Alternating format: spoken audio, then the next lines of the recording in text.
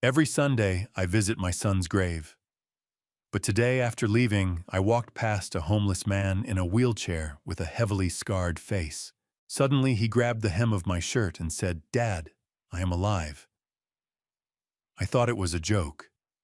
But when he said his next sentence, I was shocked to realize that he was my son, who had died 5 years ago. I'm truly grateful to have you here on Dad's Revenge Stories.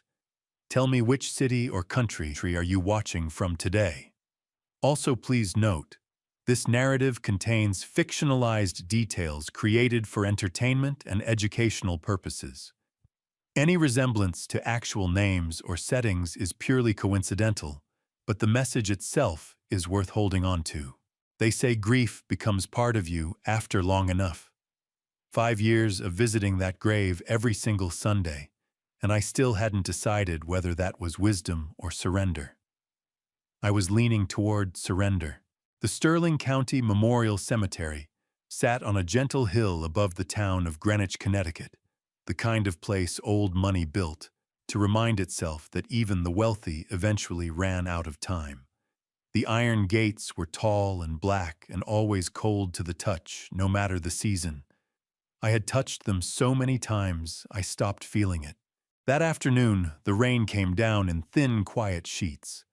The kind of October rain that doesn't announce itself, just appears and settles in.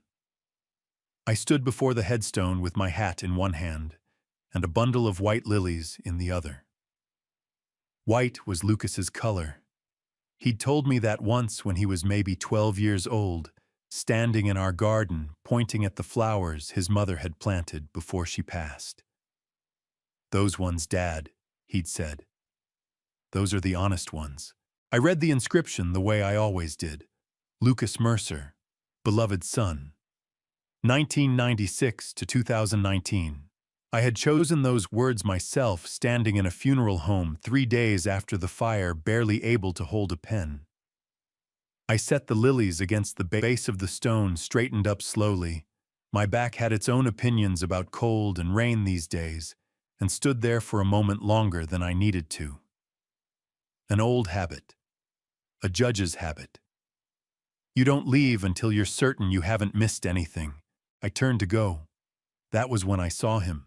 He was at the far end of the gravel path, maybe 40 yards away, pushing a wheelchair with the grim determination of a man who had learned not to ask for help. The chair was wooden, rough-built, the kind of thing assembled from whatever materials were close at hand. One wheel wobbled with every rotation. His clothes were torn at the elbows and knees, layered the way people layer when they have no other storage, and his face, the left side of his face, bore the kind of scarring that made strangers look away. I did not look away. I watched him push toward me through the rain, and I thought, poor soul. There were a handful of homeless men who drifted through this part of Greenwich, and the cemetery staff tolerated them with quiet Christian charity mostly. I reached into my coat pocket for my wallet. Then he raised his head and looked at me. I stopped breathing. Something moved in my chest, not pain, not recognition, something older and stranger than either.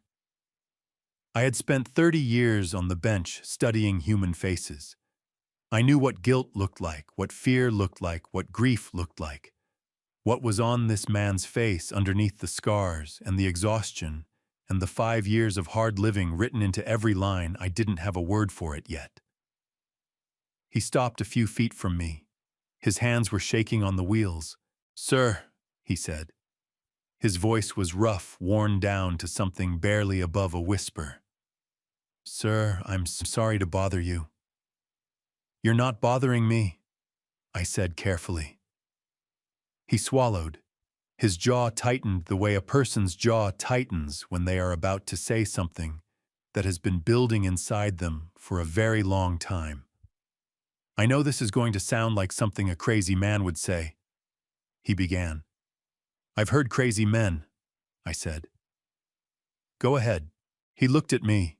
His eyes were brown, dark brown, almost black in the gray light, and they were the steadiest thing about him. "Dad," he said. It's me. The word hit me like a physical thing. I took one step back without meaning to, and my heel caught the edge of the gravel path, and I gripped my cane hard enough that my knuckles ached. Son, I said, and the word came out thin and wrong. I don't know who told you my name or what you want, but my son is buried right behind me. So I'd ask you to please.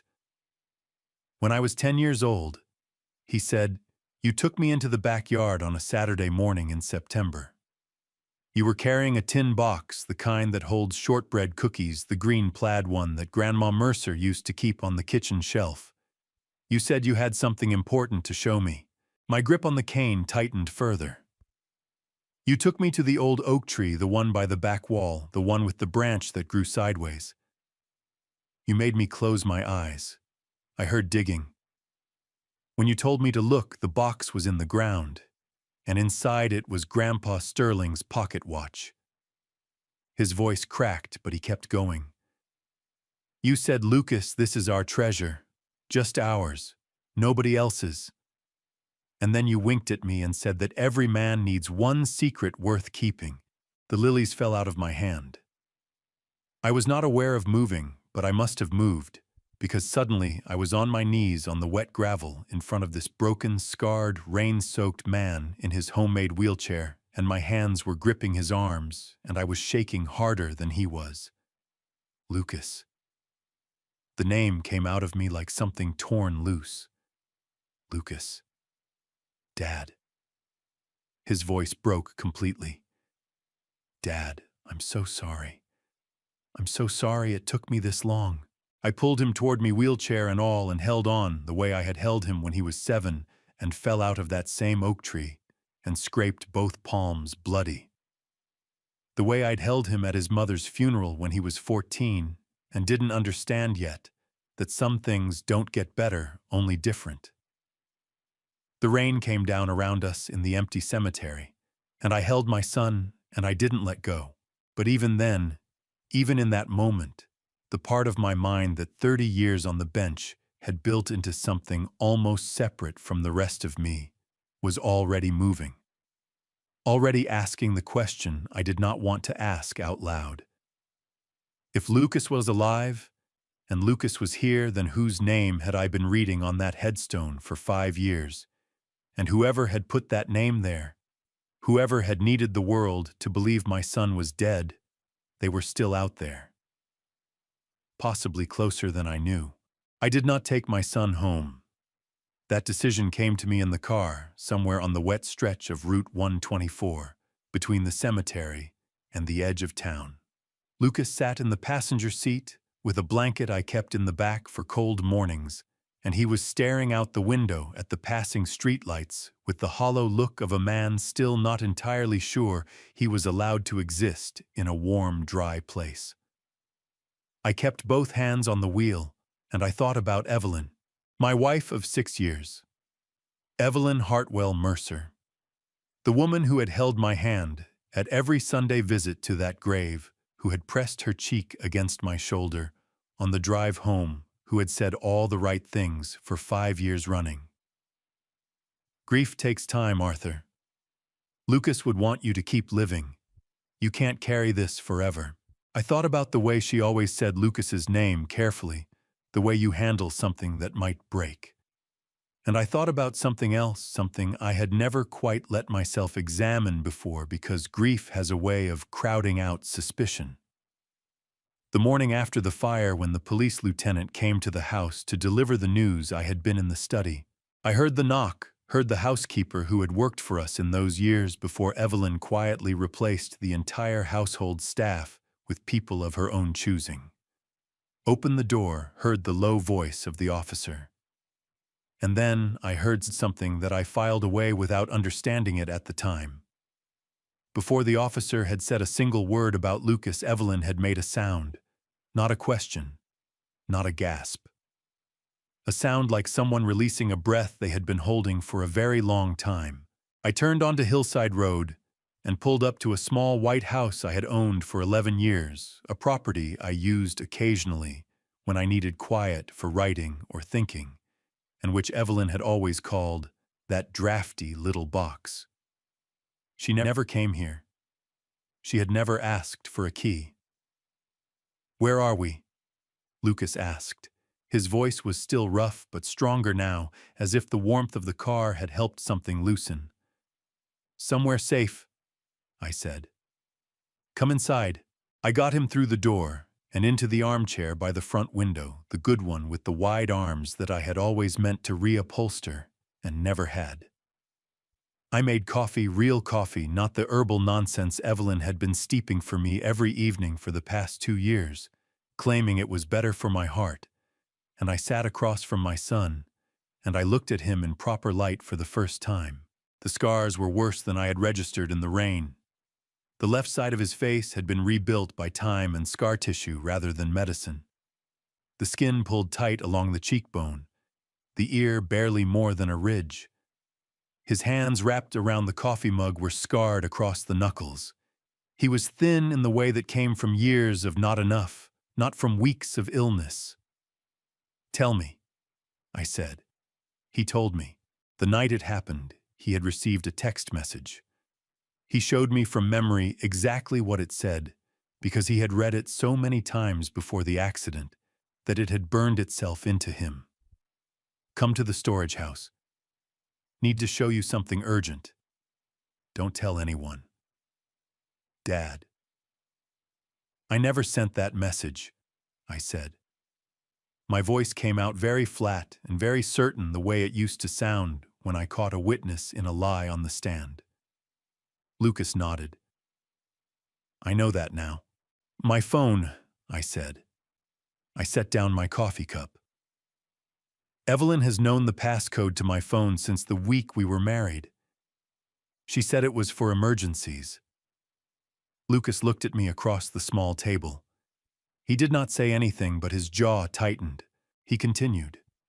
He had driven out to the old storage building on the back of the property, the one we used for equipment and boxes of files. When he pushed open the door, the lights were out. He called my name twice. Then something struck him from behind, hard and fast, and the floor came up to meet him. When awareness returned, the heat was already enormous. He could not see. He crawled along the floor by instinct, following the thin line of cooler air he could feel near the base of one wall. There was a gap, a rotted board along the foundation, and he forced himself through it, tearing both arms and most of his left side in the process. He rolled down the gravel slope behind the building and into the creek that ran along the back edge of our property.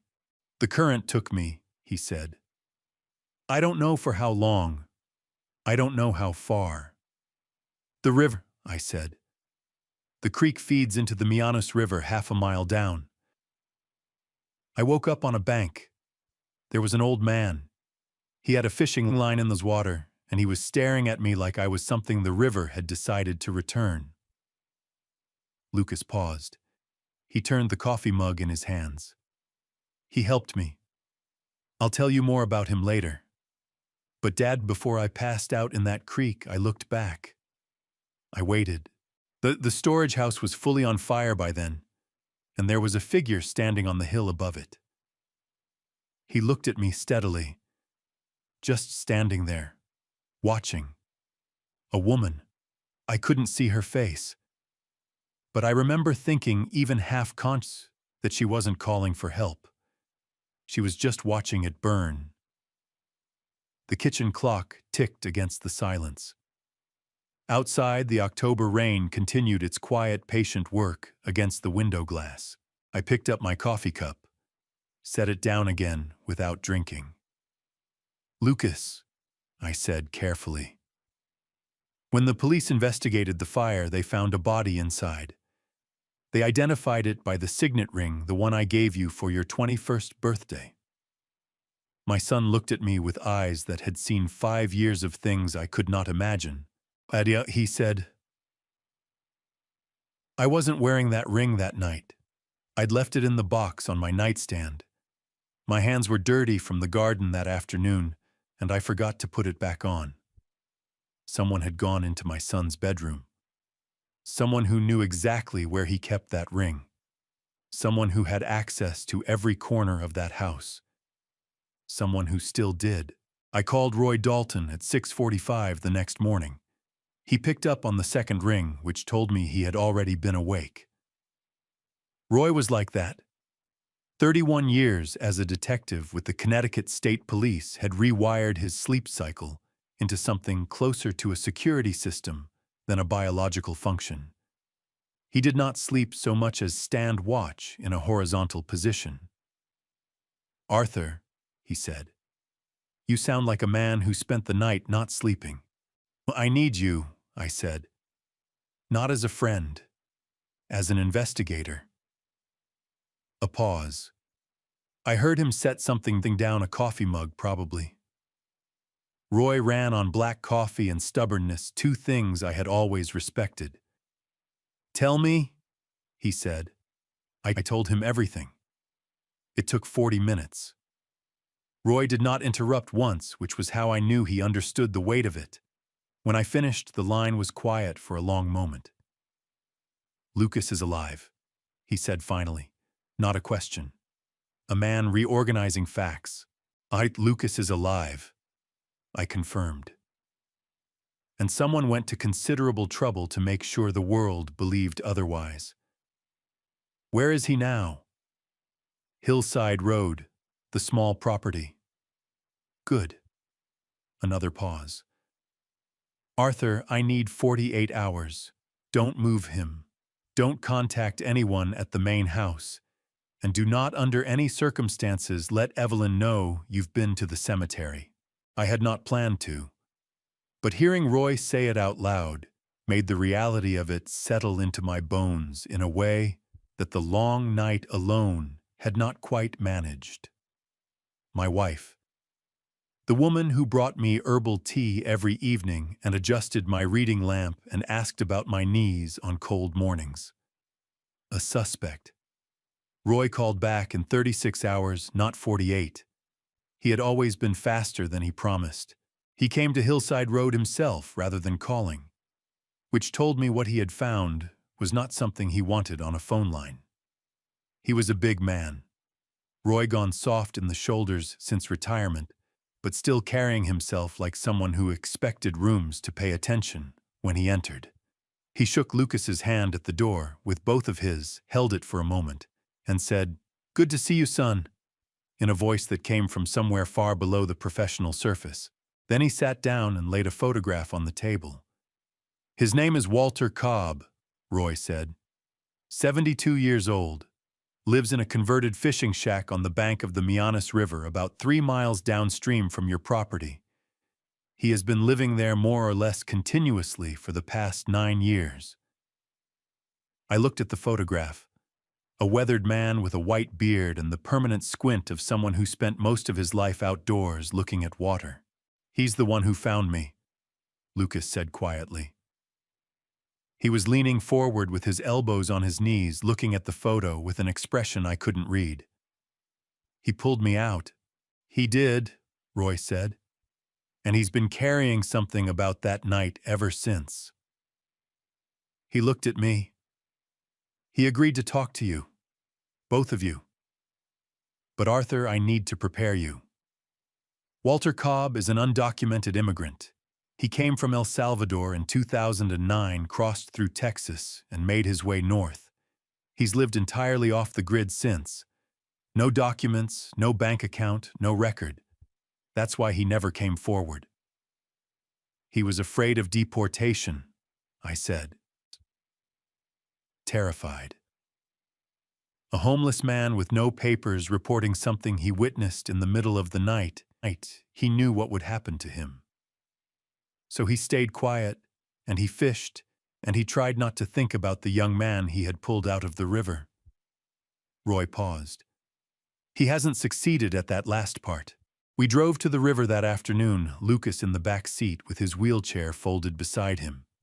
The shack was exactly as Roy had described, a narrow structure built against the riverbank, weathered gray, with a dock that extended 6 feet over the water on posts that had seen better decades.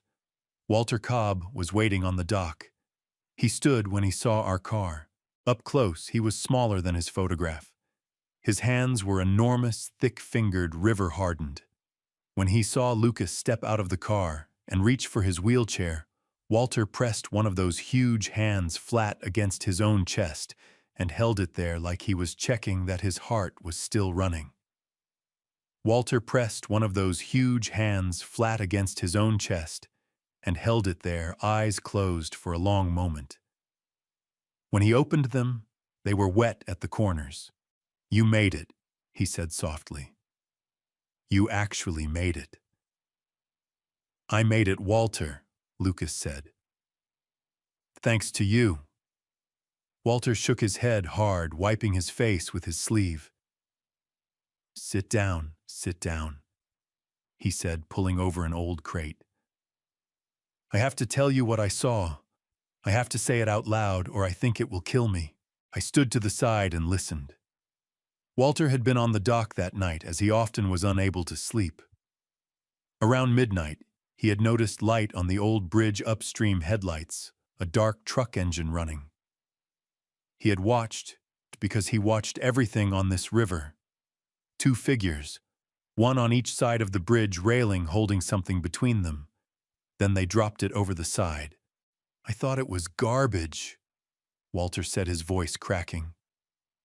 "People dump things in the river at night. I thought it was a bag of garbage." He stopped. And then the thing they dropped made a sound when it hit the water. And I knew. He had run the length of the dock, launched his small boat, and rowed hard upstream against the current. Lucas had been face down in the shallows where a bend in the river had pushed him against the bank. Walter had dragged him out, cut the rope from his wrists, and carried him inside. Lucas went very still. There was a rope on my wrists. "Yes," Walter said. "Thin rope. Already halfway off, maybe, from the water and the fighting. But yes." I reached out and put my hand on my son's shoulder. He was trembling.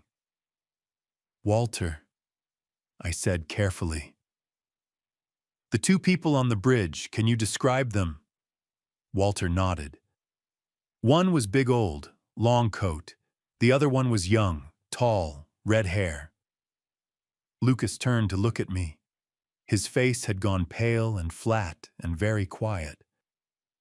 "Dad," he said. "Julian Hartwell has red hair. A good judge learns early that the most dangerous thing in any courtroom is not the guilty man on the stand. It is the innocent expression on his face." I drove back to the estate that evening, with that thought sitting squarely in the center of my mind.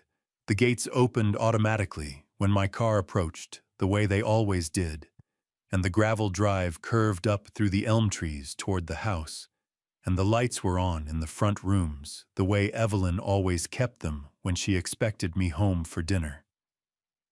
Everything was exactly as it always was. That was the part that turned my stomach. She met me in the entryway. "Arthur." She took my coat with both hands, her fingers brushing my shoulders in that particular way she had, attentive and practiced. "You were gone so long. I was starting to worry." "I stopped to see Roy after the cemetery," I said. "Lost track of time." "How is he?" "Old and stubborn. Same as always." She laughed softly and hung my coat on the rack by the door.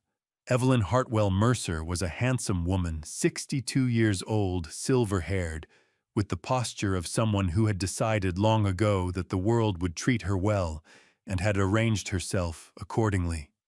She handed me a glass of water and touched my arm and said dinner would be ready in 20 minutes, and I watched every movement she made with the attention I used to give to witnesses on the stand. Julian was in the sitting room. His long legs stretched out toward the fireplace, a glass of bourbon in one hand, and his phone in the other. He was 32 years old and had the look of a man who had never been told no in any context that mattered. He glanced up when I entered. "Arthur," he said, with the easy warmth he always performed around me. Rough day.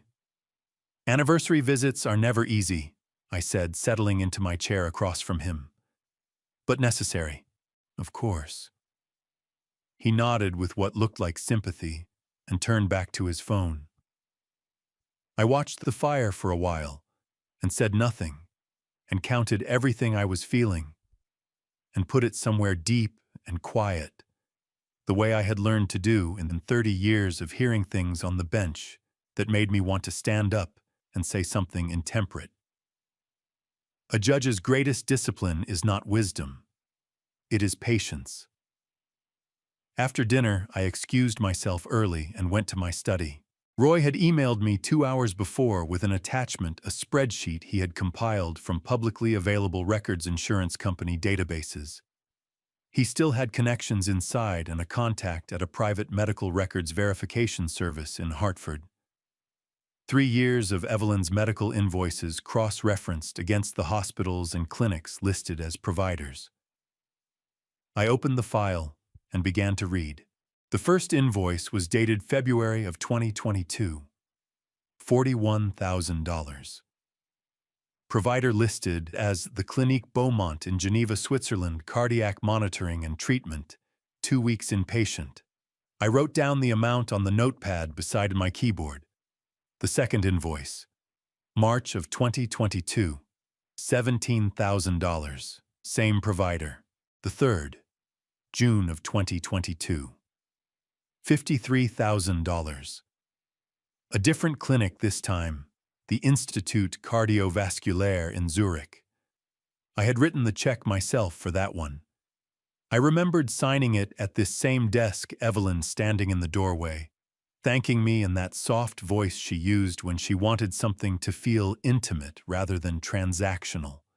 Roy's notation beside each entry was the same 3 words, provider not verified. I kept reading. The invoices went back 31 months. The total when I added the final column was $412,000. $412,000 paid to medical facilities that, according to Roy's contact, had no record of ever treating a patient named Evelyn Hartwell Mercer. One of the Swiss clinics listed did not exist at all. The address corresponded to a luxury hotel in the Champagne region of France. I set down my pen. I thought about Evelyn returning from those trips with her careful, slightly exhausted smile, the smile of a woman who had been through something difficult and was being brave about it. I thought about the silk scarves and the French perfume she always brought back, the presents she said the clinic's staff had given her as get-well gifts. I thought about how I had felt grateful, genuinely, painfully grateful, that she was recovering, that she was still here, that I had not lost her too after losing Lucas. I opened the bottom drawer of my desk and took out the bottle of bourbon I kept there for occasions when the herbal tea Evelyn brewed for me was not sufficient. On the wall above my desk, there was a framed photograph from our wedding day, 6 years ago. Evelyn was laughing at something just off camera, her head tilted back, her eyes bright. I had chosen that photograph because of how real the laugh looked, how unguarded. I looked at it for a long time. Then I looked back at the spreadsheet on my screen, at $412,000 paid to hotels and ghost clinics across Europe, and I understood that the laugh in that photograph was the most rehearsed thing in it. I closed the laptop, finished my bourbon, and sat alone in my study until the house went quiet around me. $412,000. And Roy had told me that afternoon before I left for home that this was only what he had found in 36 hours of looking. There was more. There was always more. The question was not how deep it went. The question was whether I was ready to find out. I decided, sitting in that dark and quiet study with my son's photograph on the corner of the desk and my wife's wedding photo on the wall above it, that I was. She brought the tea at 7:15, the same as every morning. I heard her footsteps on the stairs before I heard the knock. A light, even rhythm unhurried the footsteps of a woman who believed the morning belonged to her. The door opened, and Evelyn came in with the small wooden tray. She always used the one with the inlaid pattern around the edges that she had bought at an antique market in Savannah during our second anniversary trip. The mug was already steeping. The smell reached me before she crossed the room, chamomile, and something underneath it, faintly bitter, that I had always attributed to the particular brand of tea she ordered online from a shop in Vermont. "You were up late," she said, setting the tray on the nightstand. Her eyes moved to the lamp on my which I had forgotten to turn off. "Working?" "Reading," I said. "Old habit." She straightened and smoothed the front of her robe and smiled at me with that particular morning smile she had, soft, domestic, the smile of a woman entirely at peace with her life. "Drink while it's hot," she said. "You know it doesn't work if you let it go cold." She left. I listened to her footsteps go back down the hallway. I looked at the mug. It was a thing I had never examined before the tea itself. Evelyn had introduced it 2 years ago, presenting it as something she had read about in a wellness article, a blend specifically formulated for men over 65, good for circulation and mental clarity and sleep quality. I had accepted it the way I accepted most things she offered, with gratitude and without question. I had been a grieving man for years, and grieving men are not careful men, but I had not slept well in 2 years. I had assumed that was grief, too. I picked up the mug, carried it to the bathroom, and poured it down the drain. Then I rinsed the mug, filled it with hot water from the tap, and carried it back to the nightstand. If she checked, it would be empty and warm. 3 hours later, I was sitting in the office of Dr. Caleb Frost. Caleb had been our family physician for 19 years. He was the kind of doctor who still made house calls when he felt the situation warranted it, who kept paper files alongside the digital ones, because he did not entirely trust computers with things that mattered. He was 55 years old and had the focused, unhurried manner of a man who understood that most problems got worse when you rushed them. He had been at Eleanor's funeral.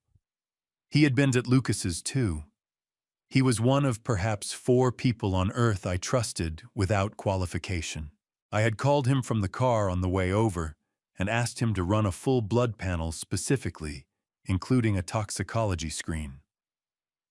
When he asked why, I told him I had been experiencing unusual cognitive symptoms for approximately 2 years and had reason to believe the cause might be external rather than age-related. I used the careful, neutral language of the courtroom. Caleb heard what was underneath it immediately. "Sit down, Arthur," he said when I arrived, "and tell me the real version." I told him. He listened without interrupting, in the way that good doctors and good judges both learn, because they understand that the details people choose to include without being asked are often the most important ones. He drew blood himself, rather than sending me to the lab down the hall. He labeled the vials personally and said he would process them through an independent toxicology service he used for exactly these kinds of sensitive cases. Not the standard hospital lab, where results and requests were logged in shared systems. "Caleb," I said while he worked, "if someone wanted to keep an older man slightly confused and compliant without harming him, what would they use?" He did not look up from the vial. "There are several options. The most common in cases I've read about, and I have read about them, Arthur, because this is not as rare as people assume, would be a benzodiazepine in a very low, consistent dose. Something like lorazepam or oxazepam. At low levels, the effects are subtle: mild memory impairment, difficulty concentrating, increased fatigue, reduced capacity for complex decision-making." He set the vial down and looked at me directly. "The kind of symptoms a 70-year-old man might very reasonably attribute to aging." My hands were resting on my knees. I noticed they were completely still, which surprised me because I did not feel still inside. "How long would it take to show up in blood work?" I asked. Depends on the compound and the frequency of dosing. If it's been consistent, it will absolutely be present. He paused. Arthur, is there a particular delivery mechanism you're concerned about? Morning tea, I said. Daily, for approximately 2 years. Caleb set down his pen. He looked at me for a long moment with an expression I had not seen on his face before, not in 19 years of knowing him. It was the look of a man recalibrating everything he thought he understood about a situation. Results will take 48 hours, he said quietly. I'll call you on your cell, not the house line. I nodded and stood to leave. At the door, I stopped. Caleb, I said. If the results show what I think they'll show, I'm going to need documentation. Everything. Dated, signed, formatted for legal proceedings. He nodded slowly. I know how to write a report that will hold up in court, Arthur. I know you do, I said. That's why I came to you. I drove back to Hillside Road through the afternoon traffic, and the whole way there, I thought about 2 years of morning tea. 2 years of slightly foggy mornings and lost words and documents I had signed and barely remembered signing. 2 years of Evelyn standing at my nightstand with her warm smile and her wooden tray saying, "Drink while it's hot, you know it doesn't work if you let it go cold." I thought about what it meant that she was right. It only worked warm. The knock came at 11:47. I know the exact time because I had been watching the clock on my desk with the particular attention of a man who cannot sleep and has stopped pretending otherwise. The house had gone quiet around 9. Evelyn retired early on weeknights, Julian shortly after, and by 10 the only sounds were the settling of old timber and the wind working its way through the elm trees along the drive. The knock was soft. 3 taps, hesitant, the knock of someone who had changed their mind twice before committing to it. I opened the door. Margaret Owens had worked in this house for 22 years. She had been hired by my first wife, Eleanor, who had trusted her judgment in domestic matters the way I trusted Roy's judgment in investigative ones completely, and without needing reasons. Maggie was 65 years old, built solidly with gray hair she kept in a tight bun, and hands that had spent 2 decades in service to this family, and showed every year of it. She had stayed on after Eleanor passed, stayed on after Lucas's funeral, stayed on after Evelyn arrived, and began very gradually and very politely to rearrange everything Eleanor had built.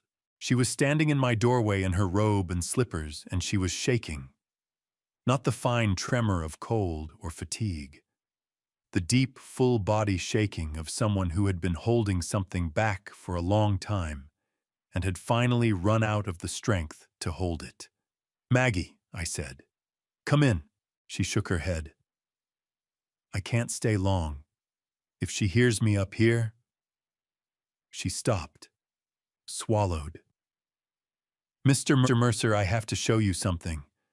I should have shown you months ago and I didn't, and I have been living with that every single day and I can't do it anymore." She pressed something into my hand. A piece of paper, small, torn, and blackened along one edge, the kind of remnant that survives a fire only by accident curling away from the heat at the last moment and falling somewhere it shouldn't. I looked at it under the desk lamp. It was a fragment of a financial document. The top portion had burned away entirely, but the lower third was legible. A routing number, an account number, and a name, Hartwell Holdings, LLC. "He was burning papers in the sitting room fireplace," Maggie said. Her voice was barely above a whisper, the words coming fast now like water through a cracked dam. "2 nights ago. It was past 2 in the morning. I came down for my heart medication. I keep it in the kitchen, and I forgot to bring it upstairs. The sitting room door wasn't fully closed, and I saw the light from the fire." "Julian," I said. She nodded, pressing her lips together. "He had a whole stack of papers, maybe an inch thick. He was feeding them in a few at a time and watching them burn. When I saw what he was doing, I backed away before he could see me. But that piece, it must have fluttered out through the fireplace screen when he wasn't looking. It was on the hearthrug. I picked it up on my way back through. I looked at the fragment again. Hartwell Holdings, LLC. Julian's company registered in Delaware, which I had known about in a vague way and never thought to examine because Julian had presented it to me 2 years ago as a vehicle for managing personal investments. Nothing to do with the family finances, he had said, entirely separate. Maggie, I said carefully, this isn't the first thing you've noticed, is it? She looked at me for a long moment. Her eyes were red, and her jaw was set with the expression of a woman making a decision she knew would change things irrevocably. No, she said. It isn't. She told me then. Sitting in the chair across from my desk with her hands folded tightly in her lap, she told me things she had stored up over 5 years of watching and being afraid. Evelyn entering my study late at night, twice on evenings when she believed I was asleep. Evelyn on the phone in the garden early mornings before anyone else was awake, speaking in a low, rapid voice that Maggie had heard through the kitchen window, but could not make out. Julian meeting with a man Maggie had never seen before in the driveway 3 months ago. The man handed Julian a manila envelope and left without coming inside. And one more thing. The night of the fire, Maggie said. Her voice had dropped so low I had to lean forward to hear it. 5 years ago. I've never told anyone this, Mr. Mercer. Not the police, not anyone. She pressed her hands together until the knuckles whitened. Julian left that night. I heard his car. It was just before 11. He came back around 3 in the morning. I was awake. I don't sleep well when the house isn't right. And that night something felt very wrong. I heard his car in the drive and I looked out my window. She stopped. Go on, I said. His jacket, she said. When he got out of the car, he was carrying his jacket rather than wearing it. He looked down at it once while he was walking to the door, and he bundled it up tight and put it straight in the outdoor trash can by the garage. Not the one in the mudroom, the outdoor one. The room was very quiet. I said, and I kept my voice even with considerable effort. I need you to write down everything you just told me. Every detail in your own words, dated and signed. Can you do that?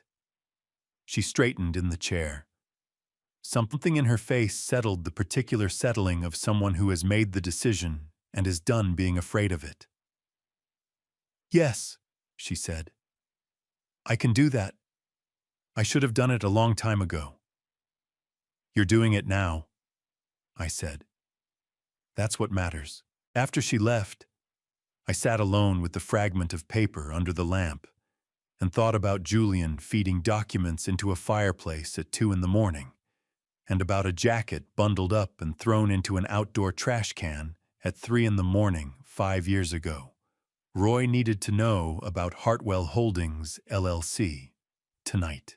Nora Simmons called at 8:32 in the morning, 2 days after Maggie's midnight visit.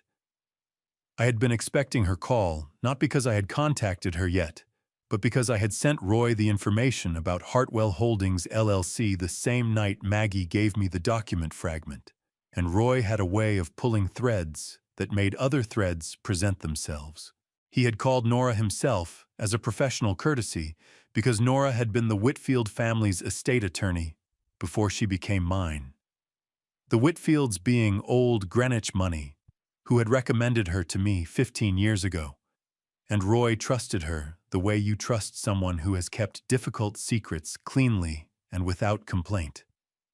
Arthur, she said when I answered, I need you to come to my office. Today, if possible. Don't bring anyone from the house. Her office was in Hartford, 40 minutes up the highway. I told Evelyn I had a follow-up appointment with Caleb regarding my blood pressure, which was the kind of medical errand she never questioned, because it fell neatly inside the category of things she encouraged: keeping Arthur healthy, keeping Arthur functional, keeping Arthur available for signing things. Nora Simmons was 45 years old, sharp-featured with the kind of focused intelligence that expressed itself as a permanent slight frown, as though the world were a document she was proofreading and finding errors in. She had been handling the state matters for 30 years and had the unsentimental directness of someone who had spent 3 decades delivering news that people were not prepared to receive. She did not offer coffee. She placed a document on the desk between us and turned it so I could read it. "This is your current will," she said. "The one on file with the Connecticut Probate Registry as of 14 months ago." I looked at it. My name at the top. My address. The formal language of estate law moving through the first 2 pages, in the way I remembered from the original document Nora and I had drafted together 8 years ago. And then the 3rd page where the distribution of assets was outlined and the name that should not have been there. Julian Hartwell, sole beneficiary of the Mercer estate, including all real property investment holdings and assets held in the name of the Mercer Family Trust. My name was at the bottom of the page, my signature. I looked at it for a long time without speaking. Nora let me look. "I don't remember signing this," I said finally. "I know," she said, "because I didn't witness it, and I should have. This document was executed through the different attorney, a man named Gerald Pratt, whose office is in Stamford. I've looked into Mr. Pratt. He handles a high volume of estate modifications, primarily for elderly clients, and his reviews on the Connecticut Bar Association registry are," she paused, "not encouraging." "A signature mill," I said. That's an uncharitable characterization," she said, "but not an inaccurate one." She folded her hands on the desk. "Arthur, do you remember the afternoon of September the 14th, last year, a Saturday?" I thought about it. September of last year had been a difficult month. I remembered that, in a general way, the way you remember weather without remembering specific days. I had been foggy through most of it. I had thought it was the anniversary of Lucas's death pressing down on me the way it always did in September. "No," I said. "I don't remember that Saturday specifically." Nora nodded, as though she had expected exactly that answer. "According to the notarized record, you attended Mr. Pratt's office at 2 in the afternoon on that date, accompanied by your wife, and executed this document voluntarily. Mr. Pratt's notes indicate that you appeared, and I'm reading directly here, relaxed and communicative. Relaxed and communicative. The clinical language for a man who had drunk his morning tea and arrived at a document signing in a state of pleasant, medicated cooperation. "Nora," I said, "Dr. Caleb Frost is running a full toxicology panel on my blood. Results are due tomorrow. I have reason to believe that my morning tea has been adulterated with a low-dose sedative compound for approximately 2 years. If that's confirmed, what is the legal standing of documents I signed during that period?" Nora was quiet for a moment. When she spoke, her voice had the particular steadiness of a person choosing words with surgical precision. "Under Connecticut law, a will can be contested and invalidated if the testator lacked testamentary capacity at the time of execution, meaning they did not fully understand the nature and extent of their assets, the identity of natural heirs, or the consequences of their decisions. If Dr. Frost's results show what you're suggesting, and if we can establish a consistent pattern of impairment on and around September the 14th, we have a very strong case for invalidation." "And the original will," I said, "the one we drafted together." "Still exists," she said. "It was superseded, not destroyed. If this document is successfully challenged, the previous document is restored." She looked at me steadily. "Arthur, I have to ask you directly. Are you telling me that your wife arranged for you to sign this while you were medicated without your knowledge? I looked at her across the desk for a moment. I'm telling you, I said carefully, that I have evidence suggesting that possibility, and that I intend to build a complete case before I make any formal accusation. She nodded once briskly with the satisfaction of someone who respects a properly constructed sentence. Then let's talk about how we do that, she said. I looked at my signature at the bottom of that page. My handwriting, my name representing a decision I had never made. And I felt something that I had not allowed myself to feel since the night at Hillside Road, when Lucas first told me what had happened. Not grief, not confusion, fury, cold, clear, and very controlled. The kind that had always served me best. Roy arrived at Hillside Road at 4 in the afternoon, carrying a manila envelope thick enough that the metal clasp strained against it. He did not say hello. He set the envelope on the kitchen table, pulled out the chair across from me, and sat down with the deliberate movements of a man who had spent the morning deciding how to deliver something he knew would land hard. Lucas was in the sitting room. Roy glanced toward the doorway. He should hear this, Roy said. Both of you need to hear it together. I called Lucas in. He wheeled himself to the table and looked at the envelope with the careful attention he had developed over 5 years of learning that unexpected things were rarely good ones. I understood that look. I had worn it myself since Sunday at the cemetery. Roy opened the envelope and laid the contents out in 3 separate stacks, the way he used to organize evidence files when he was still on the force. Left stack, center stack, right stack. He tapped the left stack first. Hartwell Holdings, LLC, he said. Registered in Delaware 7 years ago. Sole Director and Officer Julian Hartwell. Registered agent address in Wilmington, which is standard for Delaware shell companies. It tells you nothing about where the actual activity happens. He paused. What tells you something is the transaction history I was able to pull through a forensic accounting contact at a firm in Boston. Over the past 3 years, approximately $800,000 has moved through that company in a pattern consistent with what investigators call layering money. Comes in from one source, gets divided into smaller transfers, moves through 2 or 3 intermediate accounts, and lands somewhere clean. The charity, Lucas said quietly from across the table. The charity, Roy confirmed. The Mercer Family Foundation. Julian has been generating false invoices for services the foundation never received.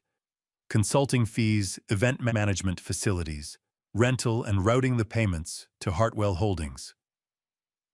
He looked at me. Arthur, your foundation has lost approximately $800,000 over 3 years to invoices that do not correspond to any real transaction. I looked at the stack of documents Roy had laid out. Pages of transaction records, account numbers, dates. $800,000 taken from a fund I had built in Lucas's memory money, meant for people who had nothing. I kept my face very still. The center stack, I said. Roy moved to it. This is where it gets older and uglier.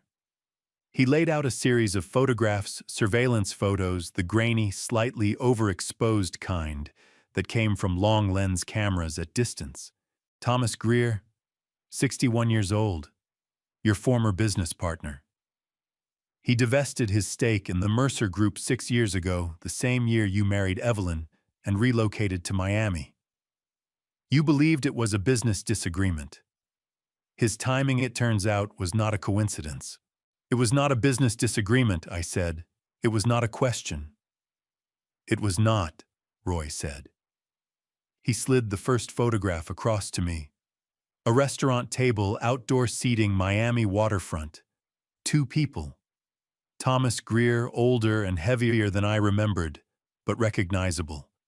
And across the table from him, in a pale yellow dress with her silver hair catching the light unmistakably, Evelyn. Lucas made a sound that was not quite a word. "This photograph was taken 11 weeks ago," Roy said, "during Evelyn's most recent trip to Switzerland for cardiac treatment." He let that settle for a moment. "She flew from JFK to Zurich as documented. She connected through Miami on the return leg, spent 4 days there. This was taken on day 2. I looked at the photograph for a long time. Evelyn's posture was relaxed in a way I had rarely seen at home. Her shoulders down, her head tilted slightly forward, the body language of someone entirely comfortable with the person across from them." "How long?" I said. "That's the right stack," Roy said. He laid out the third stack carefully, like a man handling something he respected for its danger. Financial records, email headers, a timeline he had constructed on a single yellow legal pad in his tight, precise handwriting. "Best I can establish," Roy said, "Evelyn and Thomas Greer have been in contact continuously for at least 9 years, which means they were in contact before you and Evelyn met." He looked at me directly. "Arthur, you met Evelyn at the Hartford Arts Foundation Gala 8 years ago. She was introduced to me by a mutual acquaintance," I said slowly. "Hichati, a man named Douglas Webb," Roy said, "who sits on the board of a commercial real estate investment group in which Thomas Greer holds a significant minority stake." The kitchen was very quiet. Outside, the elm trees along the edge of the property moved in the late afternoon wind, their remaining leaves catching the low October light. "He built a door into my life," I said. "And then he sent her through it." Lucas had been listening without speaking. Now he set both hands flat on the table and looked at me with an expression I had not seen on his face before. Not grief, not pain, but something harder and more resolved. "Dad," he said, "how long has this been going on?" The planning 7 years minimum. Possibly longer." I looked at the photograph of Evelyn in Miami, relaxed and warm in the afternoon sun, while I was in Greenwich, believing she was recovering from a cardiac procedure that did not exist. The execution began when she married me. Every year since has been a step in a direction she decided before we ever spoke. Lucas picked up the photograph. He looked at it for a moment. Then he set it down and looked at me steadily. And I recognized in his face the same thing I had felt walking out of Nora's office 2 days before. Not despair. Something colder and more useful than despair. "What do we do?" he asked. I looked at my son across the kitchen table of the small house where I had hidden him from the woman who had helped plan his disappearance. I thought about 30 years of watching people construct elaborate deceits and then unravel them one loose thread at a time. Because the fundamental problem with elaborate deceits is that they require their architects to keep performing indefinitely. And performers, in my experience, always eventually made a mistake. "Come, we give her a reason to perform," I said. "And then we watch very carefully." I returned to the estate on a Wednesday morning and told Evelyn I had not been sleeping well. This was true, which made it easier to say convincingly. A good performance always has something real underneath it. That was something I had observed from the bench for 30 years, watching defendants and witnesses construct their versions of events. The ones who got caught were the ones who built entirely from fiction. The ones who lasted longest always anchored their stories in something genuine. Evelyn was sympathetic in the way she was always sympathetic, attentive, warm, slightly practiced. She adjusted my reading lamp. She asked whether I had spoken to Caleb about the sleep difficulties. I told her I had an appointment next week, and she nodded and said that was sensible and brought me a glass of water I did not drink. Over breakfast, I looked at nothing in particular and said, "I had the strangest dream last night." Julian looked up from his phone. Evelyn set down her coffee cup. Lucas was in the garden. I said in the slightly unfocused way of a man recounting something that had disturbed him. Standing by the oak tree, clear as anything. I called to him, but he wouldn't turn around. I shook my head slowly. I know it was only a dream, but it felt very real. Evelyn reached across the table and covered my hand with hers. "Grief does that," she said softly. "Especially around the anniversary. It's completely natural, Arthur." "Of course," I said. And I looked at her hand on mine and smiled the way a tired old man smiles when he is grateful for comfort. That evening after dinner, while Evelyn was in her sitting room and Julian was in the study making the phone calls he made every evening that he did not know I was aware of, I went to the storage room at the end of the east hallway. Lucas's old things were kept there, boxes I had never been able to bring myself to donate or discard. I found what I was looking for in the third box from the left, a pair of Lucas's old work boots. Canvas mud-stained, the kind he had worn when he helped me in the garden the summer before the fire. I took them to Evelyn's dressing room while she was downstairs, placed them just inside the closet door heel, facing out exactly as Lucas used to leave his shoes. Then I went to bed and listened to the house. At 11:40, I heard Evelyn go upstairs. At 11:53, I heard her open the dressing room door. Then nothing for approximately 4 seconds. And then a sharp intake of breath followed by her voice, low and controlled, calling Julian's name. I lay in the dark and counted their footsteps moving back and forth across the hallway floor above me. Roy had installed 2 small cameras in the main hallway and the sitting room 3 days before, during an afternoon when Evelyn and Julian were both out. The cameras were the kind used in high-end home security systems, barely larger than a coat button, set into the crown molding at the ceiling line, essentially invisible unless you were looking for them and knew precisely where to look. Connecticut law permitted audio and video recording in common areas of a private residence by the property owner without the knowledge of other occupants. I had looked that up very carefully. The next morning, Evelyn came to breakfast, looking as though she had not slept. The skin beneath her eyes was tight and her movements were slightly less fluid than usual, the movements of a woman operating on alertness rather than rest. Julian was already at the table when I came down. He and Evelyn exchanged a glance when I entered, quick, involuntary, the kind of glance people exchange when they have been talking about the person who just walked in. I sat down and said good morning, and asked whether the weather was supposed to clear by the weekend. 2 days later, I placed the second item. A framed photograph of Lucas at 17, the one from his first sailing competition, salt spray on the lens. Lucas grinning with his arm around a trophy that was nearly as tall as he was. I set it on the console table in the hallway outside Evelyn's bedroom door, turned slightly inward, the way you might set something down while searching for your keys. I watched through the camera feed on Roy's laptop at Hillside Road that afternoon. Evelyn walked past the photograph at 2:17 in the afternoon. She stopped. She stood completely still for 11 seconds, which I counted. Then she picked the photograph up, turned it over so the image faced the wall, and set it back down. She did not tell Julian about it that evening. She did not tell anyone. She simply took 2 of the small white tablets from the prescription bottle in her nightstand drawer.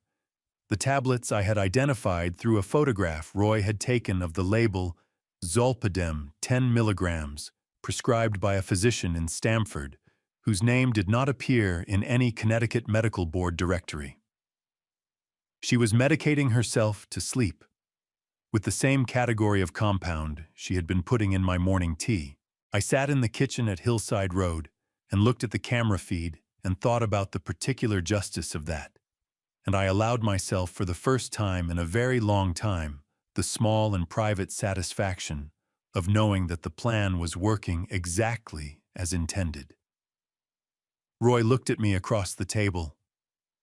"She's rattled," he said. "Good," I said. "Rattled people reach for the people they trust. And when she reaches for Greer, we'll be listening." She called Greer on a Thursday evening at 9:14. I know the exact time, because Roy had set up a recording device connected to the landline in the sitting room. The old phone that Evelyn preferred for long conversations, the one with the cord, she wound around her fingers while she talked a habit I had once found charming. Connecticut law permitted recording of telephone conversations by a party to the call or by the property owner in cases where the recording equipment was installed on premises owned by the consenting party. I had confirmed this with Nora before Roy touched a single wire. I was at Hillside Road when Roy called me. "She's on with Greer," he said. "Recording is running. You need to hear this tonight." I drove to Roy's house where he had the audio equipment set up in his home office, a room that smelled of old case files and the particular brand of pipe tobacco he had switched to after his doctor told him to stop smoking cigarettes. He played the recording from the beginning. Evelyn's voice first lower than her usual register, the voice she used when she did not want sound to carry through walls. "Thomas, something is happening in this house, and I need you to tell me it's nothing." A pause. Then Greer's voice, I had not heard it in 7 years. Measured, deliberate, the voice of a man accustomed to being the calmest person in difficult conversations. "Tell me what you're seeing." "His shoes," Evelyn said. "Lucas's old shoes in my dressing room." A photograph moved. Arthur talking about dreams at breakfast.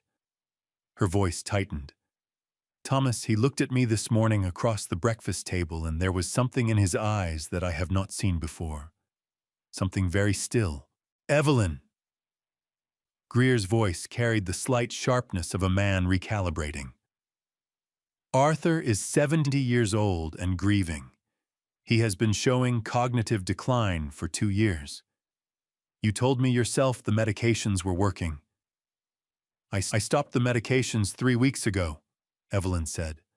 A silence on the line that lasted long enough that Roy and I exchanged a glance across the office. "Why?" Greer said. It was not quite a question. "Because I got nervous," Evelyn said. "Because Caleb Frost called the house asking for Arthur, and when I asked Arthur about it afterward, he was vague in a way he has not been vague before. He was vague on purpose, Thomas. I know what accidental vagueness looks like in that man. This was different." Another silence. "You need to accelerate the timeline," Greer said finally. "The birthday event is in 3 weeks. Julian needs to have those transfer documents ready to execute before the party. If Arthur signs before the party, it doesn't matter what he suspects afterward. The asset transfer will be completed and legally recorded. And if he won't sign, he will sign," Greer said. "He signed the will without question. He was medicated when he signed the will. Then medicate him again." I sat in Roy's home office and listened to Thomas Greer instruct my wife to administer a sedative compound to me without my knowledge, so that I would sign documents transferring my family's assets to Julian Hartwell. I listened to it with the same focused stillness I had trained myself to maintain on the bench when testimony revealed something that made me want to stand up and say something that would have ended my career. 30 years of discipline. It served me well in that moment. Evelyn's voice again quieter now. "Thomas, what if he's already figured something out? What if that's what this is?" "Then we move faster," Greer said. "Get Julian to push up the timeline. Have the documents ready for Saturday. Find a way to get Arthur to sign before the party. And if I can't..." Greer was quiet for a moment. When he spoke again, his voice had dropped to something flat and final. "Evelyn, we did not spend 7 years on this to stop now because an old man put a pair of shoes in your closet. Handle it." The call ended. Roy stopped the recording. The office was very quiet. Somewhere outside, a car moved slowly down the residential street, its headlights sweeping briefly across the window. "And, they're going to try to get you to sign the asset transfer documents before the birthday party," Roy said. He said it in the careful, neutral tone of a man presenting facts rather than alarming a friend, which I appreciated. I know, I said. What do you want to do? I thought about Evelyn's voice on that recording, the tightness in it, the fear underneath the control. She was not certain of me. She was close to certain, but not there yet. And that gap, that small, uncertain space between her suspicion and her conviction, was exactly what I needed. I want her to think she's won, I said. I want her to believe that she has managed me, that the Saturday signing is going to happen, that everything is proceeding exactly as planned. I looked at Roy. Can you get me a document that looks like the asset transfer paperwork? Something convincing enough that if she sees it on my desk, she'll believe I've already been given it to review. Roy thought for a moment. I know a document specialist in New Haven, he said. She can produce something that would pass a quick visual inspection. I don't need it to pass anything more than that, I said. I just need Evelyn to see it and stop panicking.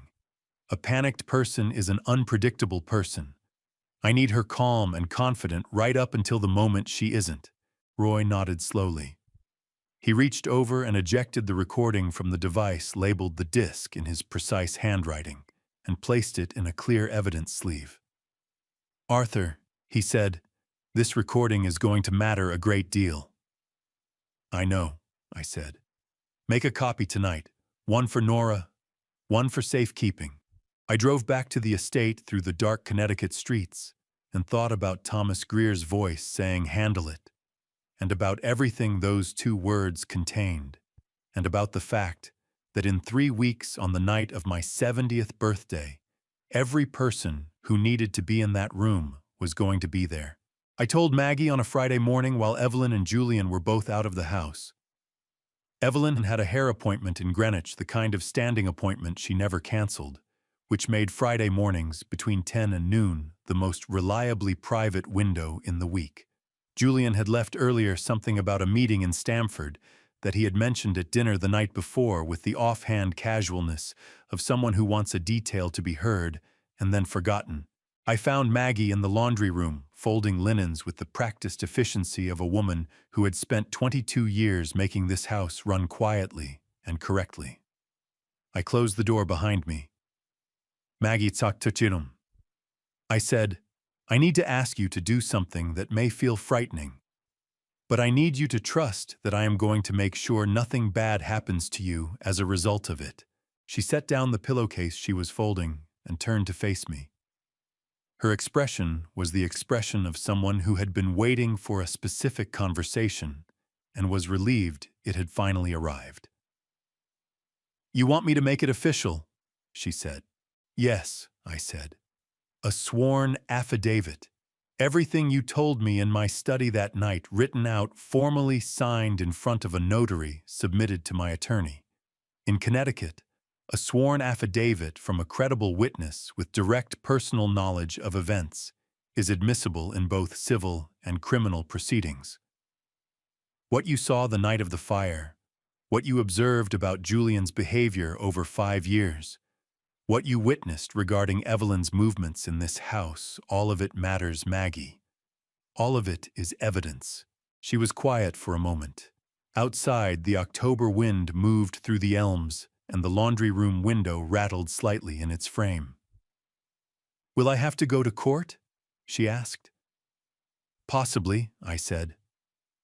I won't lie to you about that, but Nora Simmons will prepare you completely, and I will be there. She picked up the pillowcase again, smoothed it once along the fold, and set it in the basket. It was the gesture of a woman finishing one thing before she started another. All right, she said. We drove to Nora's office in Hartford that afternoon. Maggie sat across from Nora's desk in the good chair, the one Nora reserved for clients rather than adversaries, and she told her story from the beginning. Nora's paralegal transcribed every word. I sat to the side and did not speak unless Maggie looked to me, which she did 3 times, and each time I nodded and she continued. The affidavit covered 4 areas. First, the night of the fire 5 years ago. Julian leaving the estate before 11 in the evening and returning near 3 in the morning, his jacket bundled and placed directly in the outdoor trash receptacle. Second, Evelyn's nocturnal entries into Arthur's private study on 2 separate occasions when Arthur was believed to be asleep.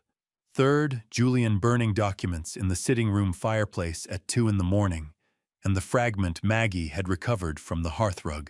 Fourth, a detail Maggie had not mentioned to me before a conversation she had overheard 6 months ago, partially through the kitchen door. Julian's voice on the phone saying the words, "The foundation accounts are clean. There is nothing to find. Tell him to stop looking." Nora looked up from her legal pad when Maggie finished that last part. "Maggie," she said carefully, "are you certain of those specific words?" "I wrote them down that same night," Maggie said. She opened her purse and produced a small spiral notebook, the kind sold at drugstore checkout counters, and turned to a page near the middle. There they were in Maggie's careful, rounded handwriting. The date at the top, the time. The words exactly as she had recited them. Nora looked at me. Something moved behind her eyes, the particular expression of an attorney who has just received something she had not expected and is rapidly recalculating its value. "This is significant," she said. "I know," I said. After Maggie had signed the affidavit before the notary, Nora kept on staff, and after Nora had made 3 certified copies and locked the original in her office safe, I walked Maggie to the car.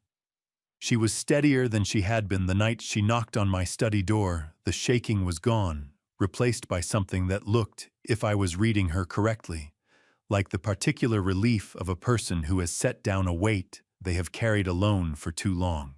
"Well, thank you," I said at the car door. She shook her head firmly. "Don't thank me.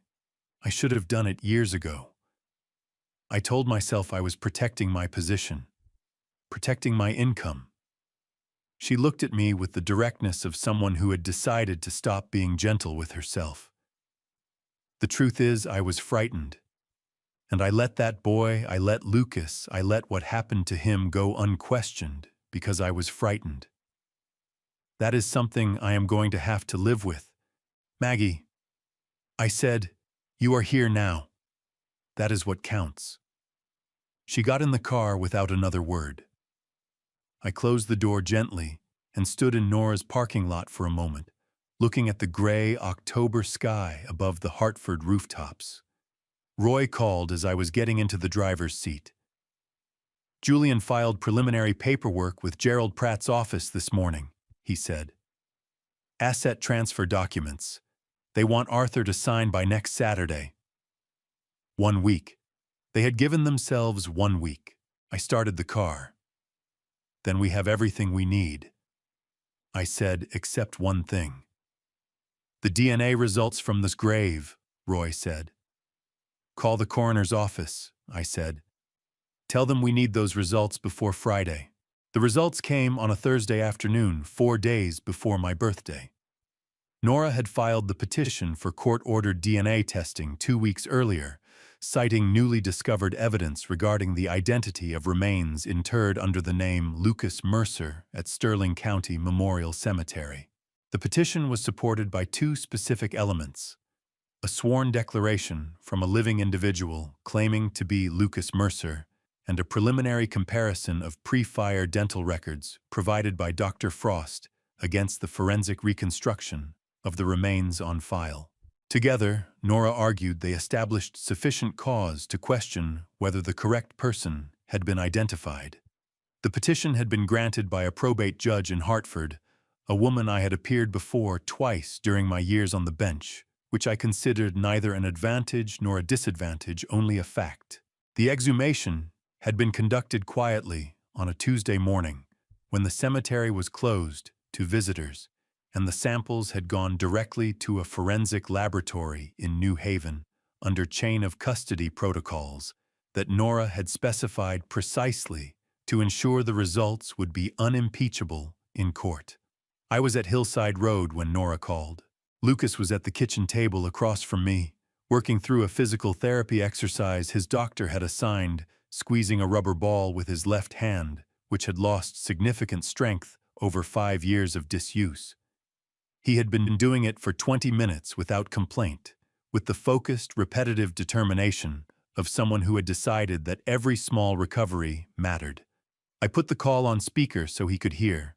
"Arthur," Nora said, "the DNA profile of the remains does not match Lucas Mercer. There is zero biological relationship to either you or Lucas." Lucas set the rubber ball down on the table very carefully, the way you set something down when your hands are not entirely steady. "The remains belong to an unidentified male." Nora continued, "estimated age between 30 and 45 at time of death, consistent with the forensic reconstruction. Roy's contact at the State Missing Persons Registry has already begun cross-referencing the DNA profile against open cases." "Daniel Cruz," I said. "Most likely," Nora said. "Roy sent me the file this morning. Daniel Cruz, 38 years old, reported missing by a shelter worker in Stamford in October of 2019. No family on record. No follow-up investigation beyond initial intake." A brief pause. "Arthur, a man with no family and no resources who disappears in the same month as the fire, whose DNA may match the remains in your son's grave. That is not a coincidence any reasonable person could argue away." "No," I said. "It is not." After I ended the call, Lucas and I sat in the kitchen for a while without moving to do anything in particular. Outside, the afternoon light was doing what October light in Connecticut does in the late afternoon, going gold, and then going fast, the way time moves when you are paying attention to it. "Dad," Lucas said finally. His voice was careful, the voice of someone choosing words the way you choose your footing on uncertain ground. "I need to ask you something. Ask. When this is over, when all of it is done and they are where they belong, what happens to us, to you and me?" He looked at me across the table. 5 years is a long time. I'm not the same person who went to that storage house, and you're not the same person who came to the cemetery every Sunday. He turned the rubber ball over in his hands. "I don't know how to be your son again. I don't know if I remember how." I looked at my son, at the scars and the thinness and the careful way he held himself, the residue of years of learning to take up as little space as possible.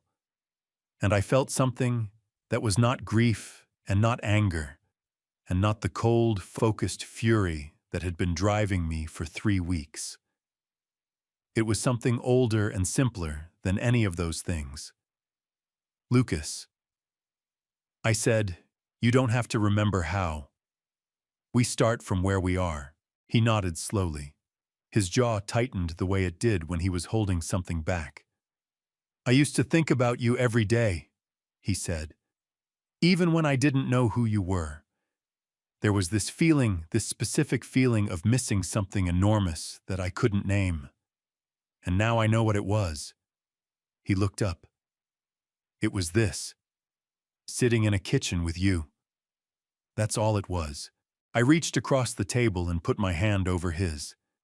He turned his palm up and held on the way he used to hold on when he was small and the world felt too large. We sat like that for a while. The afternoon light went gold, and then it went. Roy called at 6:30 with the confirmation we had been waiting for. The Missing Persons Registry had returned a preliminary DNA match. Daniel Cruz. 38 years old, no fixed address, last seen in the Stamford shelter system in the 3rd week of October 2019, the same week as the fire. Julian had been giving him money for months beforehand, Roy said. Cash withdrawals from Julian's personal account, irregular amounts every 2 to 3 weeks, started in March of that year. 7 months of payments to a vulnerable man with no family and no one looking for him. I did not say out loud what that meant. Roy knew, I knew, Lucas, who was listening from across the table, knew. "Roy," I said, "we have the affidavit, we have the recording, we have the DNA, we have the financial records." I paused. "There is one thing left." "The confession," Roy said. "We need them to say it," I said, "out loud, in front of witnesses, in a room they cannot leave." I looked at Lucas. "My birthday is in 4 days. Evelyn has invited 200 people.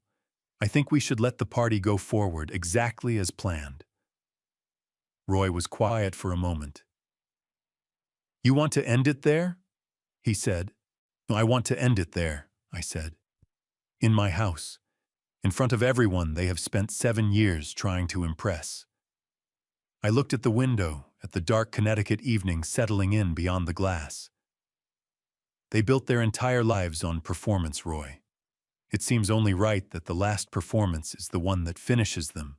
Evelyn announced the birthday party at dinner on Friday evening, as though it were entirely her own idea, which, in a manner of speaking, it was.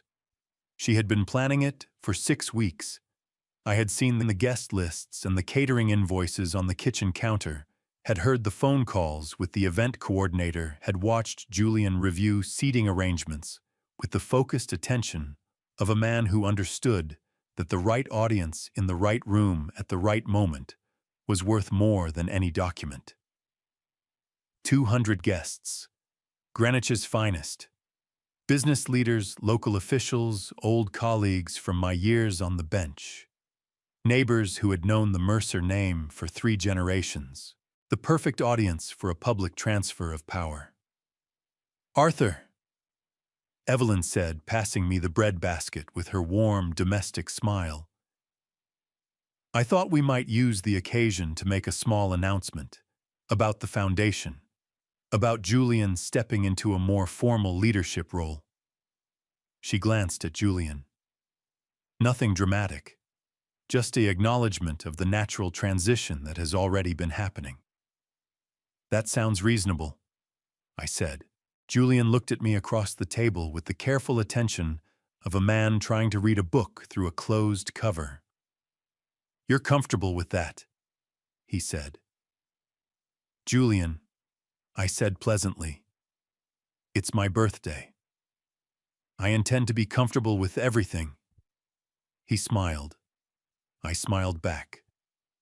We ate the rest of dinner in the practiced harmony of people who have decided for separate reasons to wait. The next morning, I drove to Hillside Road and sat down with Roy, Nora, Dr. Frost, and Lucas around the kitchen table. It was the first time all 5 of us had been in the same room, and there was a particular quality to the silence before anyone spoke. The silence of people who understand that what they are about to discuss will change things permanently and are taking one final moment to be sure. Nora laid out the legal architecture first. She had prepared a comprehensive package for the Connecticut State Police detective assigned to the case, a man named Sergeant Alan Webb, 30 years on the force, whom Roy had worked alongside twice and trusted completely.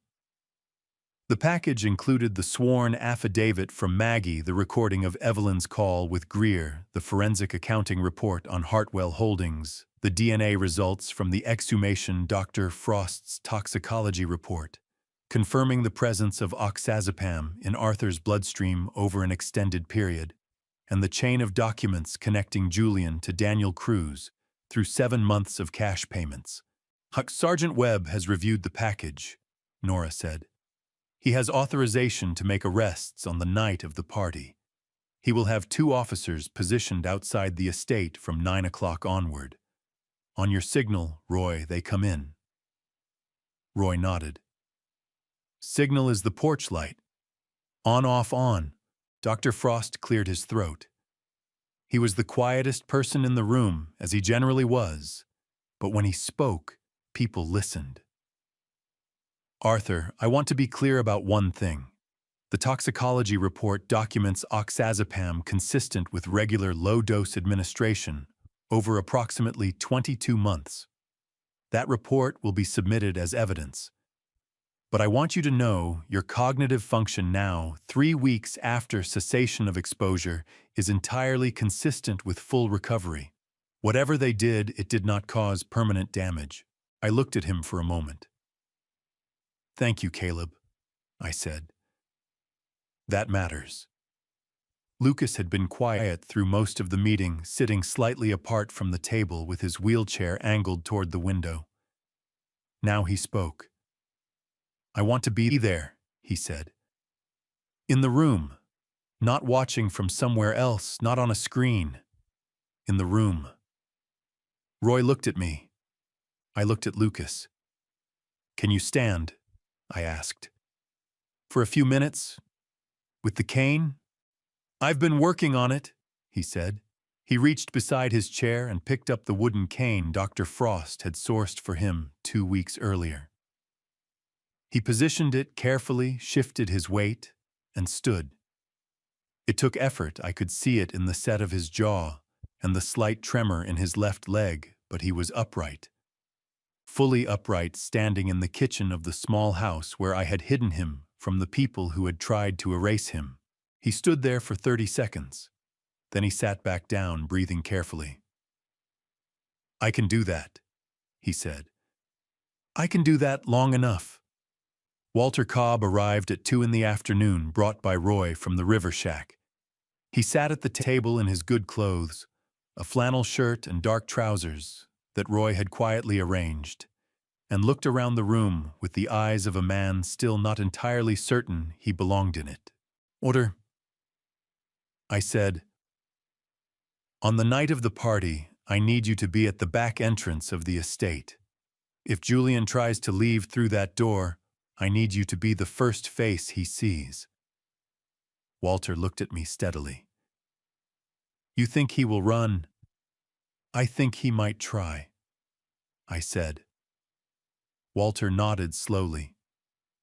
Something moved in his face, not anger, but the particular resolve of a man who had carried a wrong thing silently for 5 years and was ready to set it down in the right place.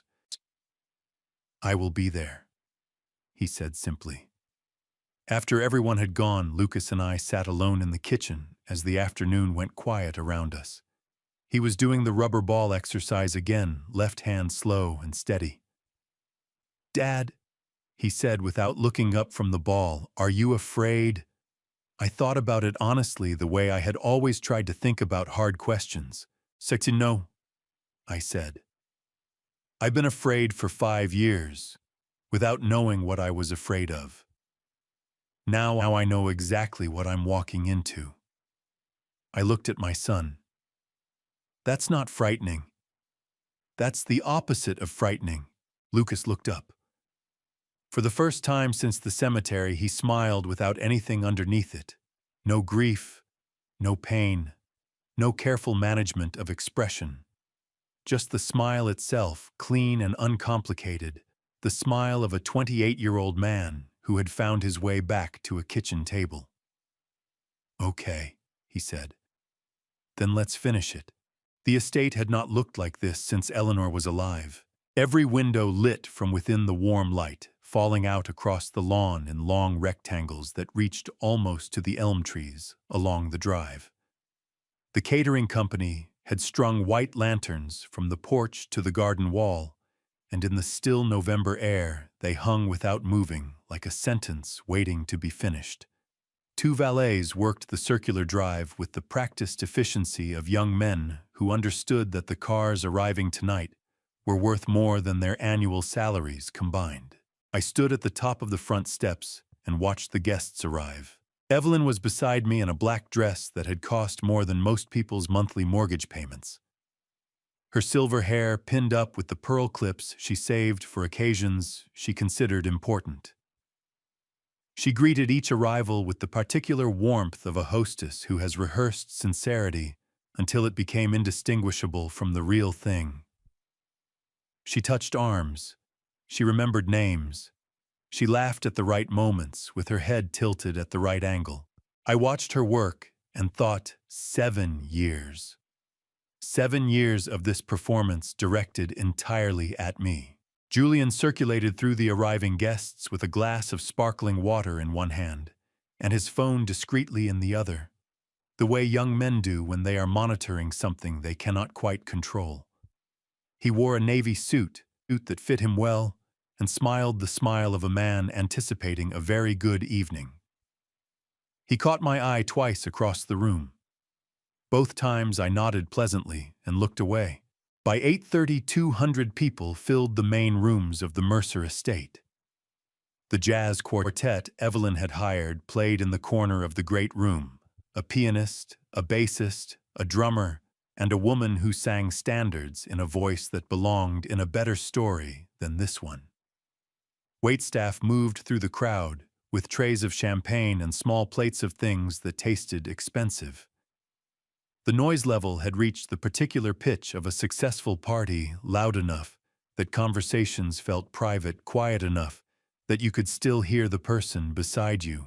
I moved through the room, slowly accepting handshakes and birthday wishes from people I had known for decades, former colleagues from the bench, neighbors whose children had gone to school with Lucas, old friends who had sat beside me at that cemetery every few Sundays and pressed my arm and said the things people say when they do not know what else to offer. Judge Hartley, who had been 2 courtrooms down from mine for 22 years, pumped my hand and said I looked well. I feel well, I said, which was entirely true. At 9 o'clock, Roy arrived. He came through the front door in a dark suit that he had clearly purchased for the occasion because it still had the faint crease lines of a garment recently removed from a box. He accepted a glass of champagne from a passing tray, took one sip, and began moving toward the west wall of the great room, which was where I had asked him to position himself. Our eyes met briefly as he passed. He gave me the smallest possible nod. The porch light was still on. That meant Sergeant Webb and his officers were in position outside the gate. At 9:20, Julian stepped to the center of the room and raised his glass. The jazz quartet finished their song and left a cooperative silence in its place. "Ladies and gentlemen," Julian said with the easy projection of someone who had been practicing this moment for years. "Thank you all for being here tonight to celebrate a truly remarkable man. Arthur Mercer has spent his life in service to justice to his community and to his family. Tonight, we honor that legacy." Applause filled the room.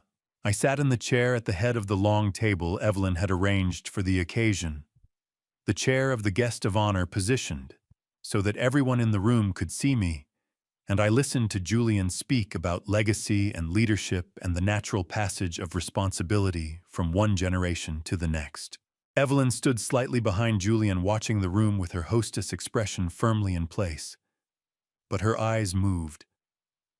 I had learned to read her eyes over 6 years, and what I read in them tonight was not triumph. Not yet.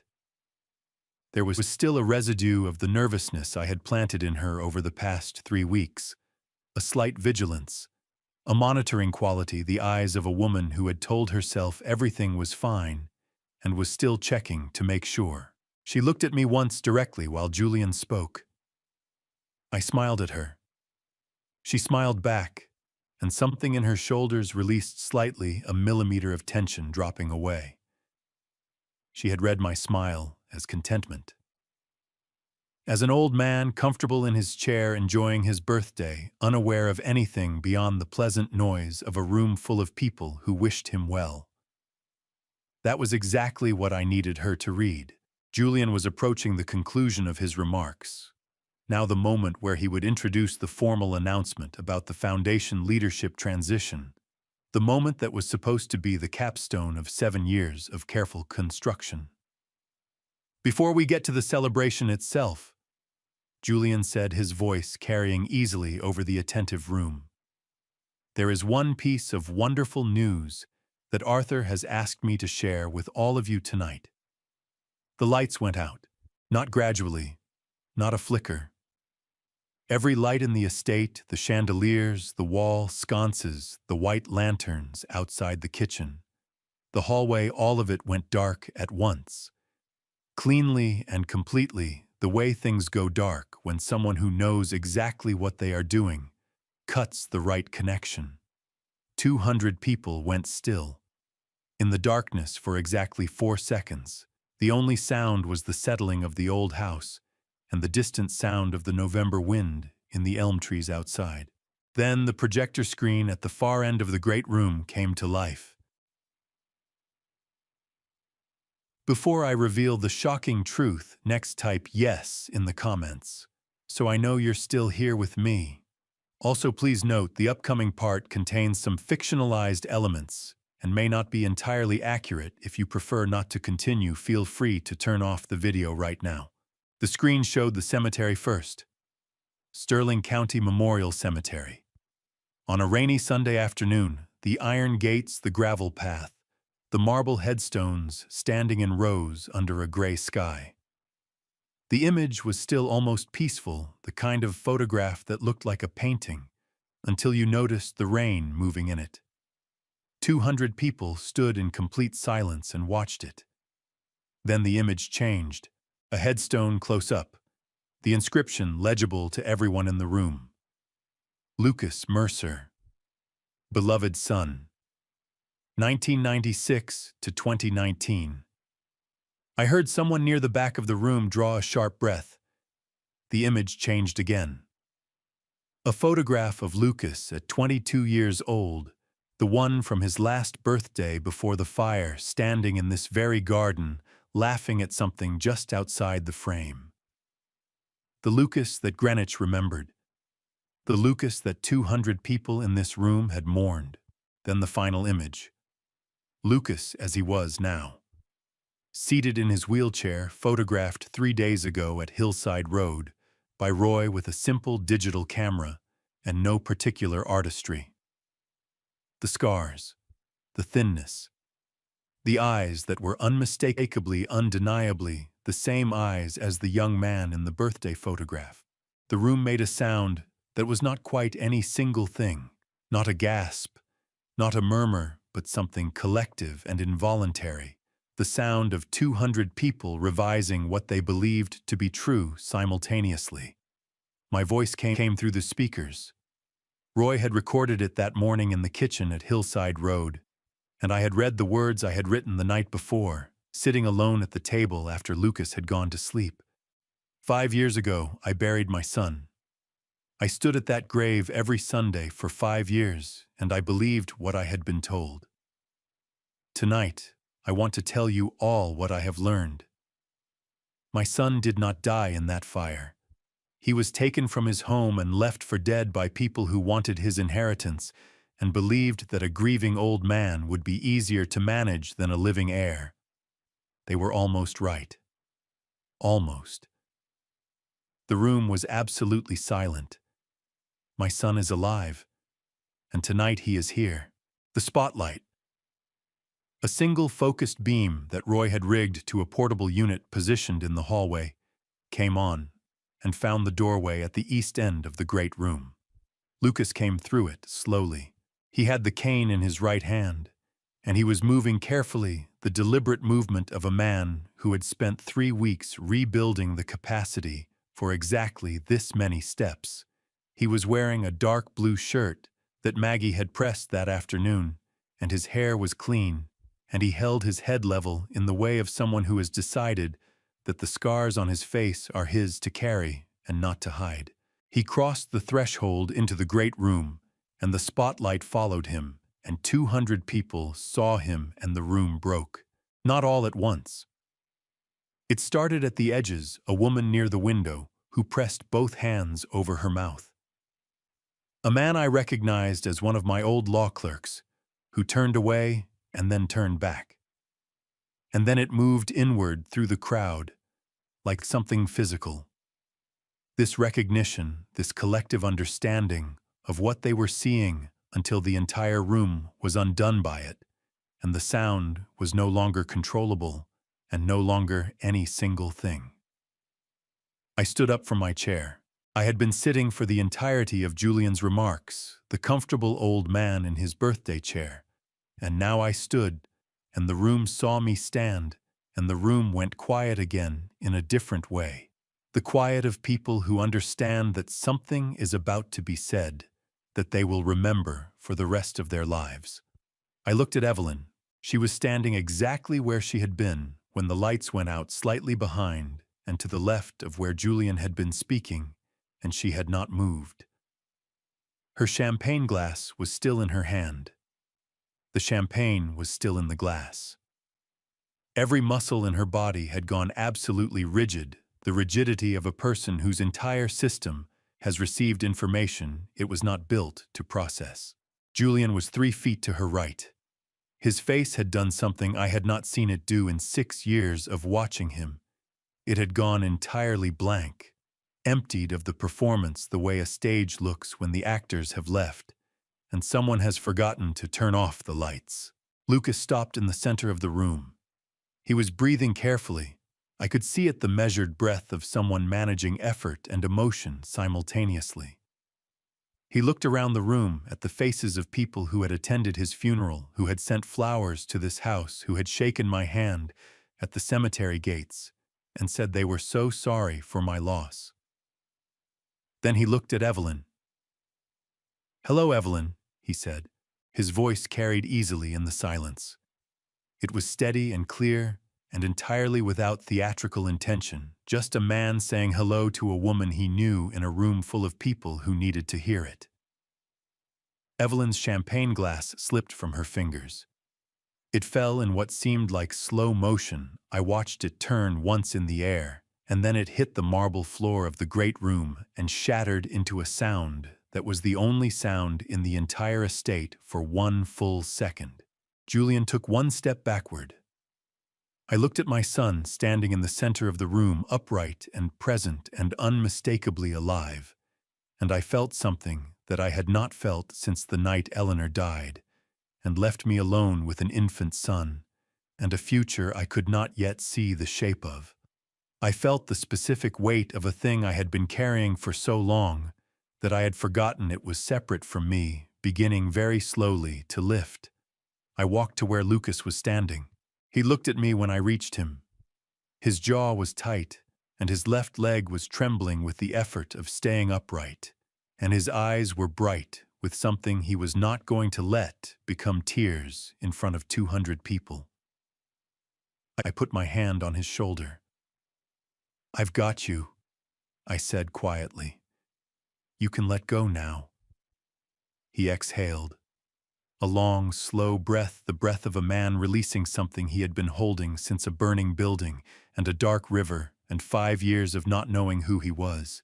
I turned to face the room, to face Evelyn. "I think," I said, and my voice was very quiet and very clear, "it is time for some honesty." I did not raise my voice. In 30 years on the bench, I had learned that the quieter a person speaks in a room full of people, the more carefully every person in that room listens. Volume is for people who are uncertain they will be heard. I had no such uncertainty.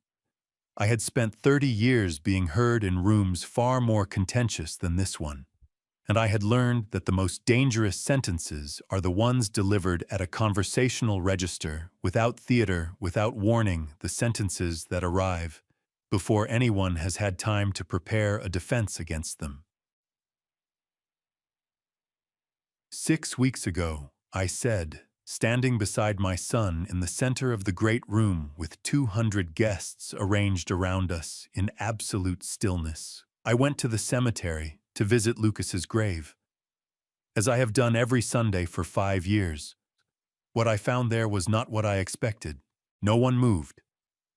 The broken champagne glass lay on the marble floor exactly where it had fallen, and no one had moved to clean it up, and no one was going to, because something was happening in this room that made the broken glass irrelevant in a way that 200 people understood simultaneously without being told. Evelyn had not moved from the spot where she had been standing when the lights came back on. Julian had taken 2 steps toward the side hallway and stopped when Roy shifted his position very deliberately against the west wall. Roy did not say anything. He simply moved, and Julian understood what the movement meant and stopped. "Should I found my son," I said. "Alive. In a wheelchair he had built himself from scrap wood, wearing clothes that had worn through at every seam. He had spent 5 years without his memory, without his name, without knowing that anyone in the world was looking for him. Because the people who arranged his disappearance needed the world to believe he was dead. And for 5 years the world obliged them." I let that sit for a moment. A room of 200 people has a particular quality of silence when it is genuinely silent, different from the polite quiet of an audience between movements, different from the held-breath silence before an announcement. This was the silence of people who have just understood that the ground beneath them is not what they believed it to be, and are waiting very carefully to find out what it actually is. I reached into the inside pocket of my jacket and removed the small recording device Roy had prepared 3 weeks earlier, a simple digital unit no larger than a deck of playing cards, already cued to the precise position we had agreed on the morning before.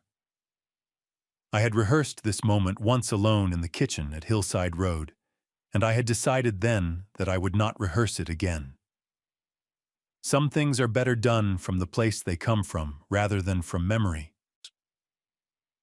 3 weeks ago, I said, my wife made a telephone call. Connecticut law permitted me to record that call through equipment installed in my own home by the property owner without the knowledge of other parties present on the premises. I would like you all to hear a portion of it. I pressed play. Evelyn's voice filled the great room through the portable speaker Roy had positioned behind the projector screen earlier that afternoon, while the catering staff were setting up, and no one was paying attention to an older man in a dark suit adjusting audio equipment near the baseboards. Her voice, unmistakably, precisely as it had sounded on that Thursday evening when I had sat in Roy's home office and listened to it for the first time, and kept my hands completely still on my knees through an act of will that cost me more than I have admitted to anyone. Then medicate him again. 4 words. In a room of 200 people who had known Evelyn Hartwell Mercer for years, who had attended her fundraising dinners, who had accepted her invitations, who had admired her silver hair and her gracious manner and her evident devotion to her aging husband, 4 words in her own voice spoken to another man about that husband. The sound that moved through the room was not dramatic. It was the opposite of dramatic. It was quiet and structural. The sound of a version of reality that 200 intelligent people had accepted without question, coming apart at every joint simultaneously, not with a crash, but with the specific, almost inaudible sound of something that has been held together by assumption rather than truth finally releasing. Evelyn made a sound, one syllable involuntary that was not a word in any language. Julian moved. He turned from the side hallway and went for the back corridor with the sudden committed speed of a man who has just performed the only calculation that matters and arrived at a single conclusion. He pushed through the kitchen door. I heard his footsteps cross the kitchen in 4 strides. I heard the rear entrance door open with both hands behind it. Then I heard nothing for approximately 4 seconds, and then I heard Walter Cobb's voice. "I remember you." Walter was not a large man, and he was 72 years old, and he was wearing the flannel shirt and dark trousers that Roy had quietly arranged for him 2 days before the party. He had stood on that back step in the November cold for the better part of an hour without complaint, because Walter Cobb had spent 5 years standing in the cold and waiting, and 1 more hour was not something he found difficult. He spoke without anger. He spoke without theater.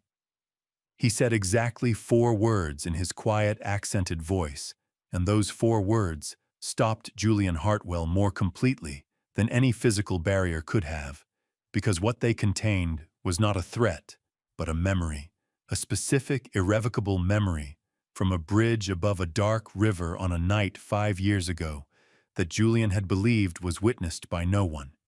"From the bridge," Walter said. That night, Sergeant Alan Webb came through the front door of the estate with 2 officers. At the moment, Julian was standing in the open rear doorway with the cold air coming in around him, and his hands at his sides and his eyes on the old fisherman who remembered him from the bridge. Webb was a tall man, with the particular unhurried authority of someone who has been doing his job long enough to understand that urgency is rarely as productive as precision. He moved through the crowd of guests with quiet, practiced courtesy, excusing himself as he passed, nodding to people who stepped aside until he reached the center of the room where I was standing beside my son. "Mr. Mercer," he said. "Sergeant," I said. He looked at Evelyn. She was standing exactly where she had been standing since the lights came on, had not taken a single step in any direction, as though the floor around her had become uncertain, and she did not yet trust it to hold her weight. Her face had done something I had not seen it do in 6 years of watching it. It had stopped performing. The warmth was gone. The practiced sympathy was gone. The careful, constant management of impression that I had mistaken for 6 years for the natural expression of a person who simply happened to be warm and sympathetic, all of it was gone. What was underneath was not what I had expected. It was not defiance. It was not calculation. It was not the cold, strategic blankness of a person preparing a next move. It was exhaustion. The deep structural exhaustion of a person who has been holding something enormous for a very long time, and has just in a room full of 200 witnesses been permanently relieved of the requirement to keep holding it. Nora stepped forward from the far edge of the room and placed a document package on the table beside me with the brisk efficiency of someone who has been waiting for this precise moment for several weeks. "Sergeant Webb has been provided with a comprehensive evidentiary package," she said in the clear, undecorated voice she used when precision mattered more than warmth. "Sworn affidavits, forensic toxicology reports, financial records, recorded communications, DNA analysis from the exhumation, and eyewitness testimony. Everything necessary for charges to be filed and processed tonight." Evelyn looked at me then. Not at the room. Not at Lucas. Not at Nora or Roy or the 2 officers moving toward her position. She looked at me directly, without any of the layers that had been between us for 6 years, without the warmth and the practiced sympathy and the careful management of every impression she had ever allowed me to receive. She looked at me the way people look at each other when everything has been removed, and there is nothing left between them but the simple, unadorned truth of what has passed. "Arthur," she said. Her voice was very quiet, quieter than I had ever heard it. "I never thought you would—" "I know," I said. "That was your mistake." Sergeant Webb nodded to his officers. They moved to where Evelyn was standing with the formal procedural courtesy that Connecticut law required, and that Webb clearly expected from anyone operating under his authority. She did not resist. She stood very straight, and she looked at nothing in particular, and she allowed it to happen with the stillness of someone who has run out of alternatives and knows it. In the kitchen, the second officer had reached Julian. Walter had stepped to one side to let them through a small, unhurried step, the step of a man who has done what he came to do. Julian had not run, had not moved at all from the doorway since Walter spoke. He was brought back through the kitchen and into the great room with his hands secured behind him, and he walked with his eyes on the floor, and he did not look at his mother, and he did not look at me, and he did not say anything. 200 guests watched in absolute silence. Roy appeared at my right shoulder, close enough that only I could hear him. "Webb's people are already moving on Greer in Miami," he said. "Federal warrant. He won't be hard to find." I nodded. I looked at Lucas, still standing in the center of the room with his cane, watching the officers move Evelyn toward the front door. His face was doing what faces do when something is too large for any single expression to contain. It had gone very still and very internal processing in the private, quiet way that 5 years of surviving alone had taught him. I went to stand beside him. We stood together and watched. The front door of the Mercer estate opened, and the November night came in cold and clear, the way November nights in Connecticut are when the weather has finally decided what it is. And Evelyn Hartwell Mercer walked out of my home for the last time. I did not watch her go all the way to the car. I turned to my son instead. He was looking at me. And in his eyes, in those brown eyes that I had recognized across 40 yards of cemetery gravel on a rainy Sunday afternoon 6 weeks ago, and would have recognized anywhere on earth, there was something I had not seen there since he was a boy. Not relief, not triumph. Rest. The particular hard-won rest of someone who has carried something impossible for a very long time and has finally, irrevocably been allowed to set it down.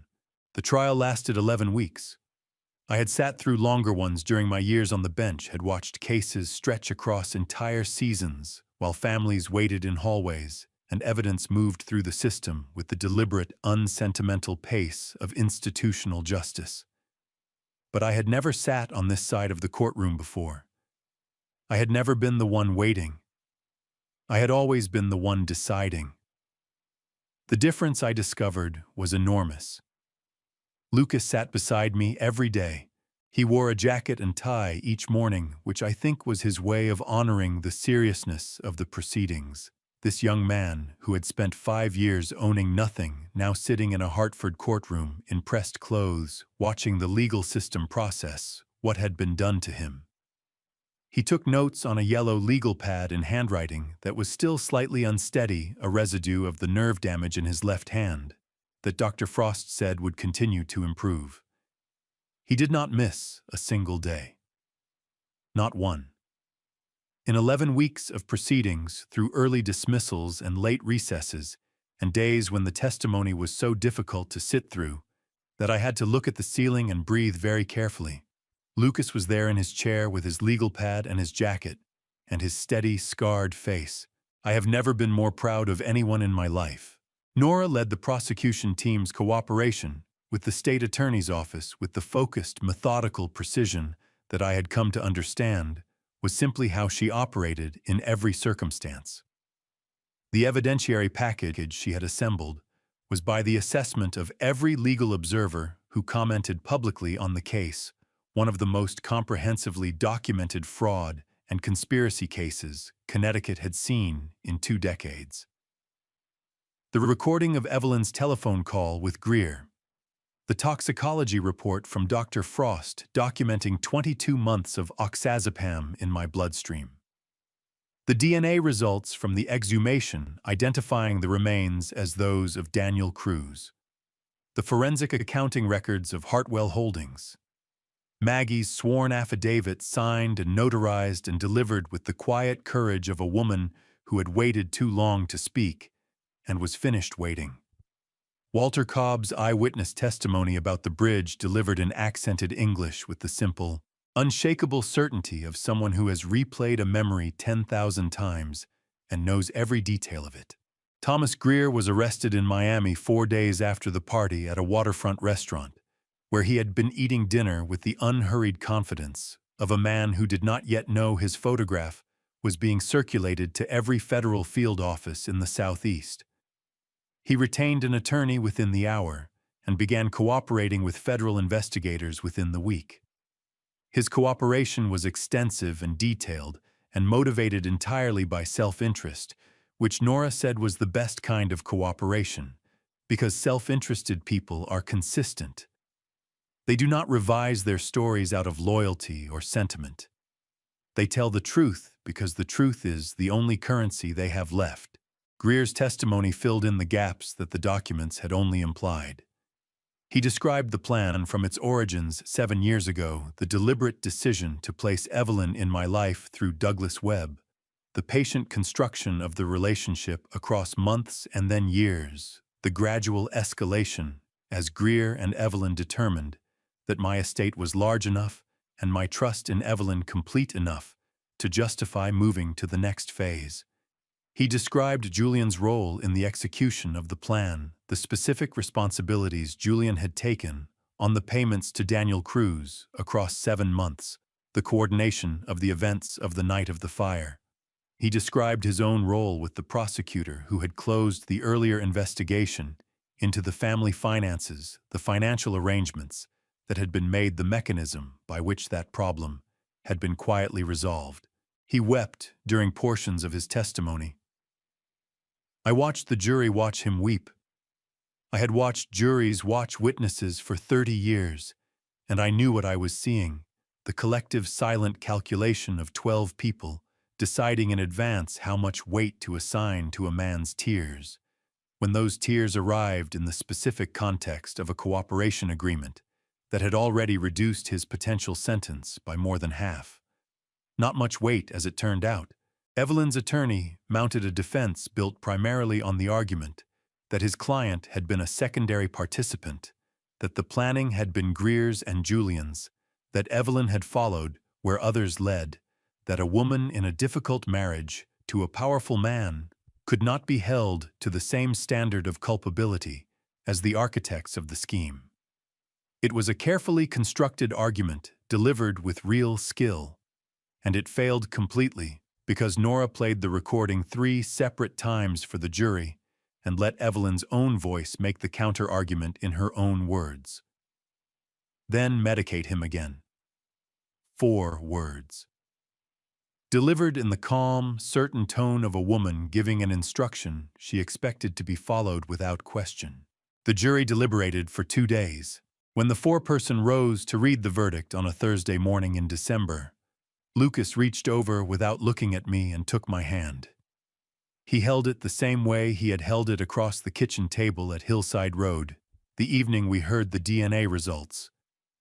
The same way I had held his hand in the cemetery in the rain on the afternoon he came back to me.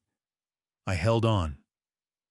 I listened to the words the justice system had taken 11 weeks to arrive at, and that I had known in my bones were coming since the night I stood in my great room before 200 people and said, "I think it is time for some honesty." Evelyn received 18 years. Julian received 22. Greer, in exchange for his cooperation and the completeness of his testimony, received 11 years in federal custody. Their attorneys were already preparing appeals as the verdicts were read, which Nora told me afterward was entirely standard and expected and would almost certainly fail given the quality and volume of the evidence on record. I did not feel triumph when the verdicts were read. I want to be honest about that, the way I have tried to be honest about everything since the afternoon at the cemetery, when honesty became suddenly and permanently the only option I was willing to consider. What I felt when the foreperson finished speaking was something quieter and more complicated than triumph. A settling the way a structure that has been unsound for a very long time feels when someone finally repairs its foundation. Not joy, not vindication, not the sharp, clean satisfaction I had imagined during the weeks of preparation. Just the particular bone-deep relief of a thing that has been wrong for a long time finally irrevocably becoming right. Outside the courthouse, Lucas stood on the broad stone steps in the December cold, with his cane and his jacket and his steady face, and reporters asked him questions he answered briefly and without drama. He had learned in 5 years of having nothing and being no one how to say exactly what was necessary, and nothing more. It was one of the things those years had given him that I could not have given him any other way. I was not grateful for the years, but I recognized what they had made him. The weeks that followed were quieter than I had expected. The estate was thoroughly examined, the finances untangled, the false documents formally invalidated by the probate court. Nora restored the original will with a satisfaction she did not bother to conceal. The Mercer Family Foundation was audited by an independent firm, and the Hartwell Holdings accounts were identified and frozen pending restitution proceedings that Nora said would take another year, but would ultimately return the full $800,000 to the Foundation's legitimate purposes. Maggie stayed on.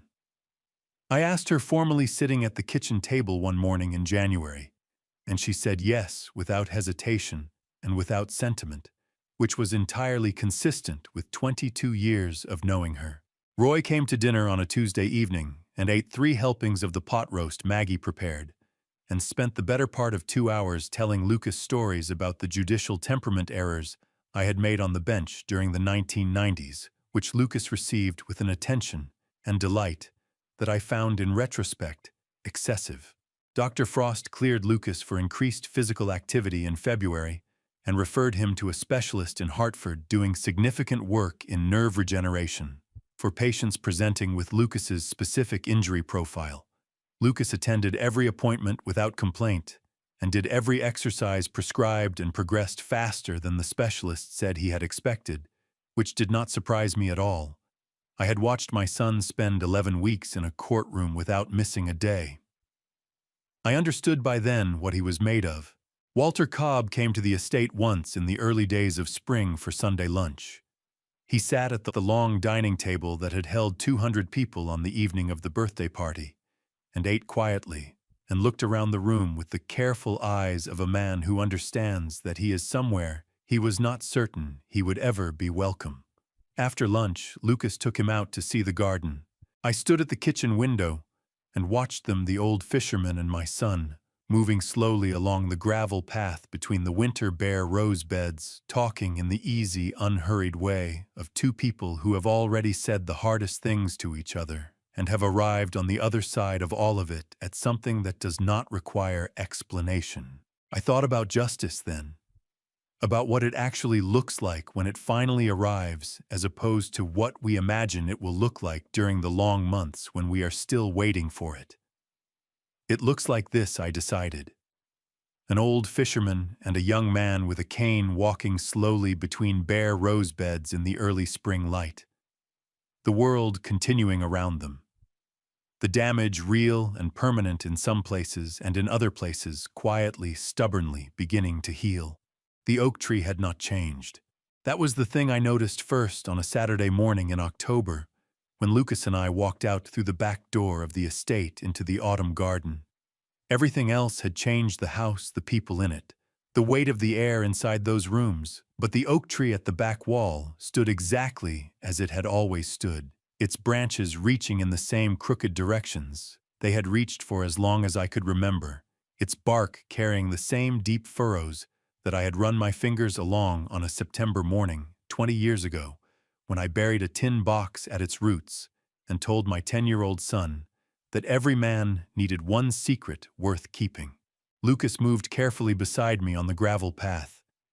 He was using the cane, but differently than he had used it in the spring, with less weight on it, more as a point of contact than a necessity.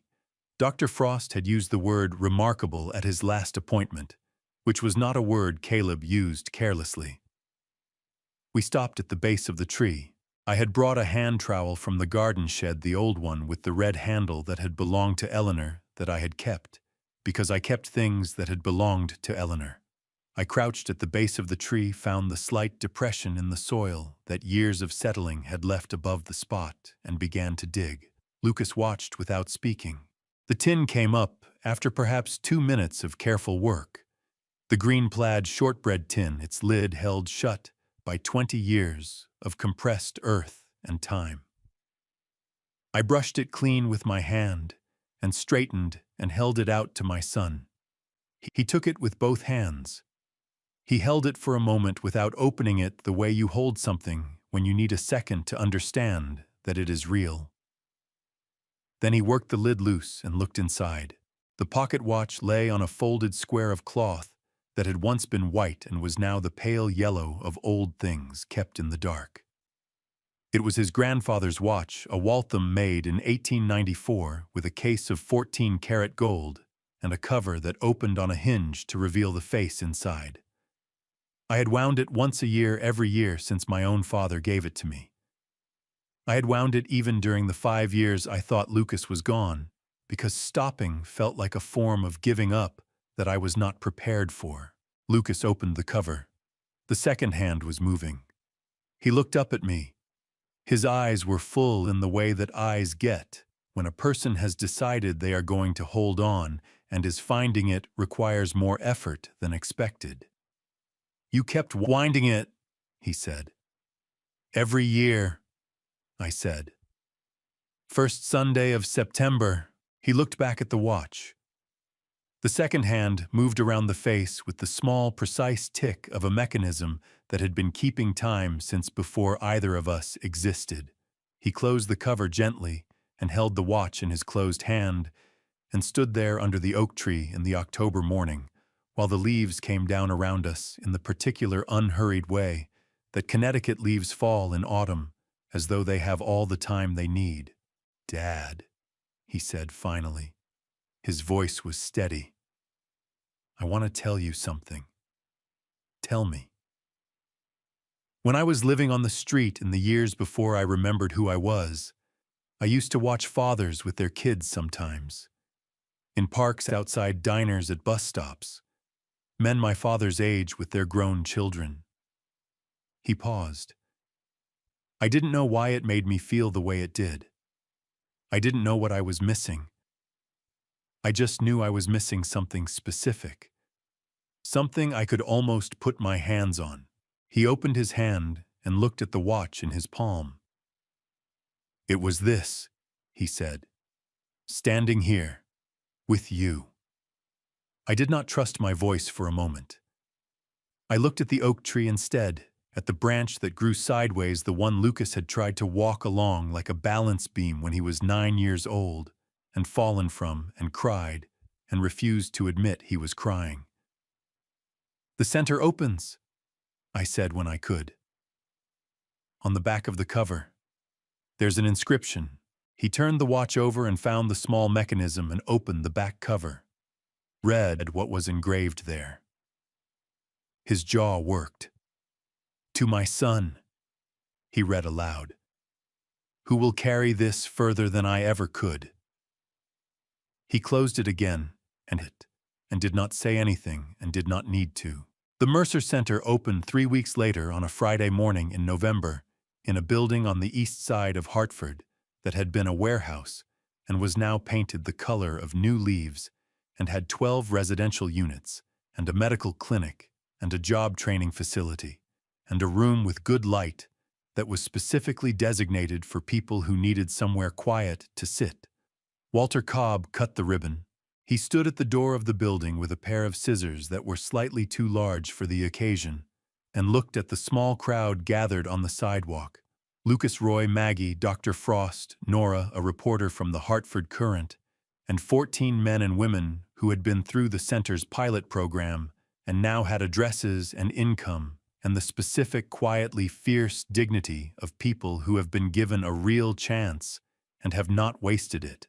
Walter cut the ribbon, and the small crowd applauded, and he stepped back and looked at the building for a long moment, the way you look at something you did not expect to be part of. Lucas shook his hand at the door. "Thank you," Lucas said, "for pulling me out of that river." Walter shook his head in the way he always did when anyone thanked him. "You pulled yourself out," he said. "I just made sure you had somewhere to land." That evening, Lucas and I sat on the back porch of the estate as the November dark came in across the garden. The oak tree was bare now, its branches holding nothing but the last of the autumn light. I thought about everything those branches had held over the years. A boy trying to walk a balance beam. A tin box full of one secret worth keeping. 5 years of Sunday mornings when I stood at a grave and talked to someone I thought was gone, and now this. My son beside me in the dark. Both of us quiet, both of us present, both of us exactly where we were supposed to be. "Dad," Lucas said. "Yes. I'm glad I came back." I looked at him. At the scars and the cane and the pocket watch he was turning slowly in his hands, the second hand moving around the face, the way it had moved for 130 years, marking time that belonged to all of us and to none of us. So am I, son, I said. So am I. I have told you my family story. Not because it reflects well on me, it does not entirely. I was a man so deep in grief that I stopped watching the people around me. I trusted where I should have questioned. I signed what I should have read. I let someone into this house and into this life because I was lonely and broken and did not want to be either of those things alone anymore. If there is one thing I want you to take from this family story, it is simply this: do not do what I did. Do not let grief make you careless with your trust. The people who want to take from you will always arrive at your most vulnerable moment. That is not coincidence. That is strategy. I believe God kept Lucas alive in that river for a reason. I do not fully understand that reason, and I have stopped needing to. I only know that my son came back, and that I was given a second chance to be the father he deserved from the beginning. These grandpa stories are not just mine. They belong to every father who has ever loved someone more than he knew how to say. Every family story carries both the darkness and the light, and it is always worth staying for the light. If this grandpa story moved something in you tonight, leave a comment below. Share it with someone who needs to hear it. And if you are new here, subscribe, because every story on this channel is told with the same honesty you received tonight. Thank you for staying with me until the very end.